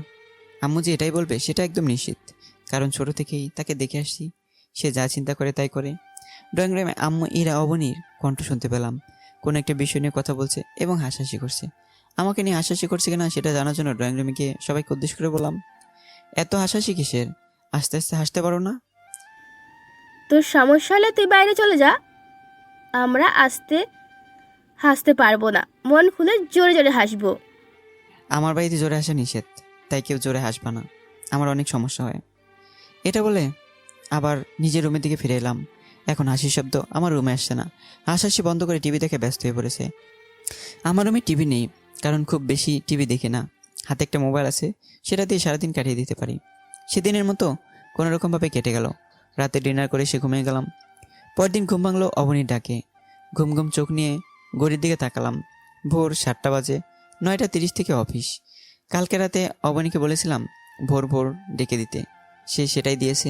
বিছানা ছেড়ে ফ্রেশ হয়ে নিয়ে অফিসের জন্য রেডি হলাম। তারপর নাস্তা করে বেরিয়ে পড়লাম নতুন অফিসের দিকে। বাড়ি থেকে অফিস অনেক দূরে, তাই যেতেও সময় লাগবে। রিক্সা নিয়ে অফিসের দিকে যাচ্ছি। রাস্তায় জ্যাম থাকার কারণে অফিসের সামনে আসতে একটু লেট হয়ে গেছে। বাড়ি থেকে বের হয়েছিলাম 8:30-এ, এখন 9:15 বাজে। যেহেতু আজকে প্রথম দিন, তাই 15 মিনিট আগে এসেছি। রিক্সা ভাড়া দিয়ে অফিসের ভেতরে প্রবেশ করলাম। ভেতরে গিয়ে ম্যানেজার সাহেবের কেবিন খুঁজছিলাম। এমন সময় অফিসের পিয়ন এসে বলল, কাকে খুঁজছেন? আমি ম্যানেজারের কেবিন খুঁজছিলাম এটা বলার সঙ্গে সঙ্গে উনি বললেন তার সাথে যেতে। আমি পিয়নের পিছন পিছন যেতে লাগলাম। পিয়ন আমাকে নিয়ে একটা রুমে প্রবেশ করলো। চেয়ারে একজন মধ্যবয়স্ক লোক বসে আছে, বোধহয় উনি ম্যানেজার। পিয়ন আমাকে দেখে ম্যানেজারকে বলল, স্যার, ছেলেটা আপনাকে খুঁজছে। দেখে মনে হচ্ছে আজকে নতুন জয়েন করেছে। আপনি যান, আমি ওনার সাথে কথা বলছি। পিয়ন চলে গেল। আমি ম্যানেজারের দিকে তাকালাম। ম্যানেজার নিজের হাতের ইশারা দিয়ে আমাকে চেয়ারে বসতে বললেন। আমি বসে বললাম, আপনার নাম কি? সাজ্জাদ। নতুন জয়েন করেছেন? হ্যাঁ। এর আগে কোথায় কাজ করতেন? না, এখানে প্রথম। ঠিক আছে, আমি পিয়নকে বলে দিচ্ছি আপনার ডেস্ক দেখিয়ে দেবে। একটু পর আমাদের লোক গিয়ে আপনাকে কাজ বুঝিয়ে দিয়ে আসবে, কেমন? জি স্যার। তখন ম্যানেজার সাহেব একটা প্যাকেট বের করে আমার হাতে দিয়ে বললেন, হ্যাঁ নিন, আপনার 1 মাসের অগ্রিম বেতন। এটা আগে দিলাম যেন কাজে উৎসাহ বাড়ে, বুঝেছেন? জি স্যার। আমি দেরি না করে রুম থেকে বের হয়ে এসে পিয়নকে ডেস্কের কথা বললাম। পিয়ন আমাকে ডেস্ক দেখিয়ে দিয়ে চলে গেলেন। আপনাদের বলে দেই, আমার বেতন 30,000 টাকা করে দেবে বলা হয়েছিল। এখন ঠিক তত টাকায় পেয়েছি। আমার ছোট পরিবার এই টাকাতেই আরামে চলে যাবে। ডেস্কে বসে অন্যদের কাজ করা দেখছি, যদি তাদের কাজ দেখে আমি কিছুটা বুঝতে পারি। কিন্তু না, এক একজনকে এক এক রকম কাজ দেওয়া হয়েছে। আমি নিজেও জানি না আমাকে কি কাজ দেওয়া হবে। একটু পর পিয়ন একজনকে ওনার সাথে করে নিয়ে এসে আমাকে দেখে বলল আমাকে কাজ বুঝিয়ে দিতে। পিয়নের সাথে আসা লোকটা আমাকে কাজ বুঝিয়ে দিতে লাগলো। আমি যে কোনো জিনিস বা কাজ খুব সহজেই বুঝি, তাই এটা বুঝে গেলাম। একবার ভালো করে দেখিয়ে দেওয়ার পর আমার মাথায় কাজ করার পদ্ধতি ঢুকে গেল। তাই লোকটাকে দেখানোর নিয়মে কাজ করতে লাগলাম। প্রথম 1-2বার একটু একটু ভুল হয়েছিল, কিন্তু কয়েকবার করার পর সব ঠিকঠাক হয়েছে। সারাদিন এইভাবে কাজ করে সন্ধ্যায় বাড়িতে ফিরলাম। সারাদিন কাজ করে শরীর অনেক ক্লান্ত, তাই ফ্রেশ হয়ে খাবার খেয়ে ঘুমিয়ে গেলাম। পরদিন আবার অফিসে গেলাম। সারাদিন কাজ করে সন্ধ্যায় বাড়ি এলাম। এভাবেই দেখতে দেখতে বিয়ের দিন মানে শুক্রবার চলে এলো। আজকে সন্ধ্যায় বিয়ে, অথচ বাড়িতে তেমন কোনো আয়োজন নেই। আম্মু বলেছিল বাইরে কাউকে বিয়েতে ডাকবে না, দুই পরিবারের লোকজনের সাথে থেকেই নাকি বিয়ে পড়িয়ে দেবে। আজ বিয়ে হবে এটা জানলেও মেয়ের বিষয়ে কিছু জানতে পারিনি। কোন মেয়ের সাথে আমার বিয়ে হবে না হবে সেগুলো কিছুই জানি না। এরাও বলতে চেয়েছিল, কিন্তু কয়েকদিন ধরে এরার সাথে দেখাই হচ্ছে না। তার সাথে সে নাকি আমাদের বাড়িতে আসছে না। এখন দুপুর 3টা বাজে। নিজের রুমে শুয়েছিলাম, এমন সময় অবনী আমার রুমে প্রবেশ করে বলতে লাগলো, ভাইয়া, এখনো শুয়ে আছিস কেন? তাড়াতাড়ি ওঠ, বাইরে আমার বান্ধবীরা এসেছে। একটু পর আমরা সকলে রওনা দিব। তাড়াতাড়ি করে ওয়াশরুমে গিয়ে ফ্রেশ হয়ে রেডি হয়ে নে। অবনীর কথা শুনে আমি দেরি না করে ওয়াশরুমে গিয়ে ফ্রেশ হয়ে বের হলাম। তারপর বিয়ের জন্য রেডি হয়ে ড্রয়িং রুমে এসে দেখলাম অবনীর কয়েকজন বান্ধবী এসে বসে গল্প করছে। আমাকে রুম থেকে বেরোতে দেখে ওরা আমার রুমের ভিতরে চলে গেল। একসাথে এতগুলো মেয়েকে আমার রুমে প্রবেশ করতে দেখে অনেকটা অবাক হলাম। রুমের ভেতরে অবনীও ছিল, তাই আমি অবনীকে ডেকে বললাম, এতগুলো মেয়ে নিয়ে আমার রুমে কী করবি? বের হ তাড়াতাড়ি। বের হবো কেন? তোর রুমে আমাদের অনেক কাজ, সেগুলো শেষ হলে তোর রুম মুক্ত করে দেব। কাজ শেষ না হওয়া পর্যন্ত রুম ফাঁকা পাবি না। এটা বলে রুমের দরজা লাগিয়ে দিল। আমি বাইরে থেকে অনেকবার ডাকলাম, কিন্তু ওরা দরজা খুলল না। আমিও হতভাগ্য কোনো উপায় না পেয়ে ড্রয়িং রুমে বসে টিভি দেখতে লাগলাম। বিকেলের 5টার সময় আম্মু ড্রয়িং রুমে এসে বলল, বসে বসে টিভি দেখছিস কেন? তোর কোনো বন্ধু বান্ধব থাকলে আসতে বল। তোর বউকে নিয়ে আসতে একা যাবি নাকি? বন্ধু কোথায় পাবো? আমার যে বন্ধু আছে তারা সবাই জেলার বাইরে থাকে। তার চেয়ে বড় কথা হলো ওদের হাতে এতটা সময় নয় যে আমার বিয়েতে আসবে। সবার পরিবার নিয়েই সবাই ব্যস্ত আছে। ও আচ্ছা, আমি তাহলে তোর মামাকে আসতে বলি, এটা ভালো হবে, কি বলিস? সেটা তোমার ইচ্ছে, এর ভেতর আমি কিছুই বলবো না। আম্মু কিছু না বলে অন্য রুমে চলে গেল। একটু পর মামা বাড়িতে এলো। তারপর আমরা তাকে নিয়ে রওনা দিলাম মেয়ের বাড়ির উদ্দেশ্যে। মেয়ে কোথায় থাকে সেটাও জানি না। আম্মু রাস্তা বলে দিচ্ছে, ড্রাইভার সেই অনুযায়ী গাড়ি নিয়ে যাচ্ছে। অনেকক্ষণ যাওয়ার পর আমরা একটা বাড়ির সামনে এসে থামলাম। আম্মু গাড়ি থেকে নামলো, সাথে আমাকেও নামতে বললো। আমি নামার পর সবাই মিলে ভিতরে গেলাম।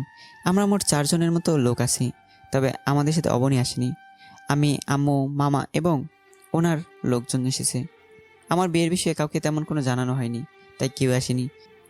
যদি তাতে দাওয়াত দিতাম তবুও তারা আসতে পারতো না, তাই ইচ্ছে করে বলিনি।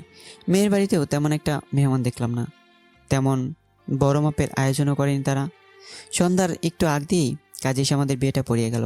আমার বউ আমার সামনে বসে আছে, অথচ আমিও চেহারা দেখতে পারছি না, কারণ সে অন্য মেয়েদের মতো বিয়ের শাড়ি পরেনি, বোরখা পরে আছে। তার সাথে পুরো মুখ ঢেকে রেখেছে। এই বিয়েটা আমার অনেক ভালোই লেগেছে, কারণ আমার কাছে বোরখা পরা মেয়েদের খুব ভালোই লাগে। বিয়ের কাজ সম্পূর্ণ হওয়ার পর ঘণ্টাখানেক মেয়ের বাড়িতে থেকে আমার বউকে নিয়ে নিজের বাড়িতে দিকে রওনা দিলাম। আমার বাড়িতে আসার পর অবনী এসে বউকে আমার রুমে নিয়ে গেল। বাড়ির সবাই এখন নতুন মেহমান নিয়ে ব্যস্ত। আমাকে সময় দেওয়ার মতোই কারো সময় নেই। আমি অসহায় ছেলের মতো মোবাইলটা নিয়ে ড্রয়িং রুমে বসে চালাতে লাগলাম। রাত 11টার দিকে অবনী আমাকে রুমে যেতে বলল। তখন আমার চোখে ঘুম একাকার, কারণ আমি বেশি রাত জেগে থাকি না। যত তাড়াতাড়ি সম্ভব ঘুমিয়ে পড়ি। ঘুম ঘুম চোখ নিয়েই রুমের ভেতরে প্রবেশ করলাম। তখন খাটের উপর থেকে আমার বউ নেমে এসে আমাকে সালাম করে আবার খাটের উপর গিয়ে বসে পড়ল। আমার চোখে অনেক ঘুম ছিল, তাই ঝিমঝিম করতে করতে খাটের উপর গিয়ে বসলাম। সে এখনো বোরকা পরে নিজের মুখ ঢেকে আছে। আমার এরকম অবস্থা দেখে সে বলতে লাগলো, আপনি এরকম করছেন কেন? নেশা করেছেন নাকি? কথাটা শুনে মুহূর্তের ভিতরেই চোখ থেকে ঘুম উড়ে গেল। বড় বড় চোখ করে আমার স্ত্রীর দিকে তাকিয়ে বললাম, আমাকে দেখি কি আপনার নেশাখোর মনে হয়? আমি সেটা বলিনি। আপনি যেমন ব্যবহার করছেন তাতে বোঝা যাচ্ছে আপনি কিছু খেয়েছেন। আমি কিছুই খাইনি, আমার অনেক ঘুম পেয়েছে তাই এমন করছি। এত সুন্দর রাতে আপনার ঘুম পাচ্ছে? আমাকে বিয়ে করে নিয়ে এলেন, কই রাতভর আমার সাথে গল্প করবেন সেটা না? আপনার সাথে কি গল্প করব? আপনাকে তো ভালো করে চিনিও না, চিনলে না হয় গল্প করতাম। মেয়েটাকে সেটা অবাক হয়ে বলল, আমাকে চিনেন না? না।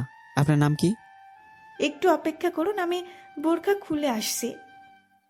এটা বলে মেয়েটা হাতে একটা শাড়ি নিয়ে ওয়াশরুমের দিকে চলে গেল। মেয়েটার হাঁটার স্টাইল আমার কেমন যেন চেনা চেনা লাগছে। এরার সাথে অনেকটা মিল আছে, তবে এরার কণ্ঠ এবং এই মেয়েটার কণ্ঠ অনেকটাই পার্থক্য আছে। অনেকক্ষণ যাবৎ ওয়াশরুমে থাকার পর সেখান থেকে বের হলো। এখন শাড়ি পরে আছে, তবে মুখটা কাপড় দিয়ে ঢেকে রাখা আছে। মেয়েটা আস্তে আস্তে খাটের উপরে এসে আমার পাশে বসলো। তারপর বলতে লাগলো, আমি চাই আপনি আমার মুখের কাপড় সরিয়ে আমাকে দেখুন। আমার মেয়েটাকে দেখার খুব ইচ্ছে। যার সাথে বিয়ে হয়েছে তার মুখটা দেখার জন্য আমার মনটা কেমন করছে। তাই দেরি না করে মেয়েটার মুখ থেকে কাপড় সরিয়ে দিলাম। মেয়েটা কোনো প্রকার বাধা দিল না, দিবেই বা কেন, হাজারো আমি তার স্বামী।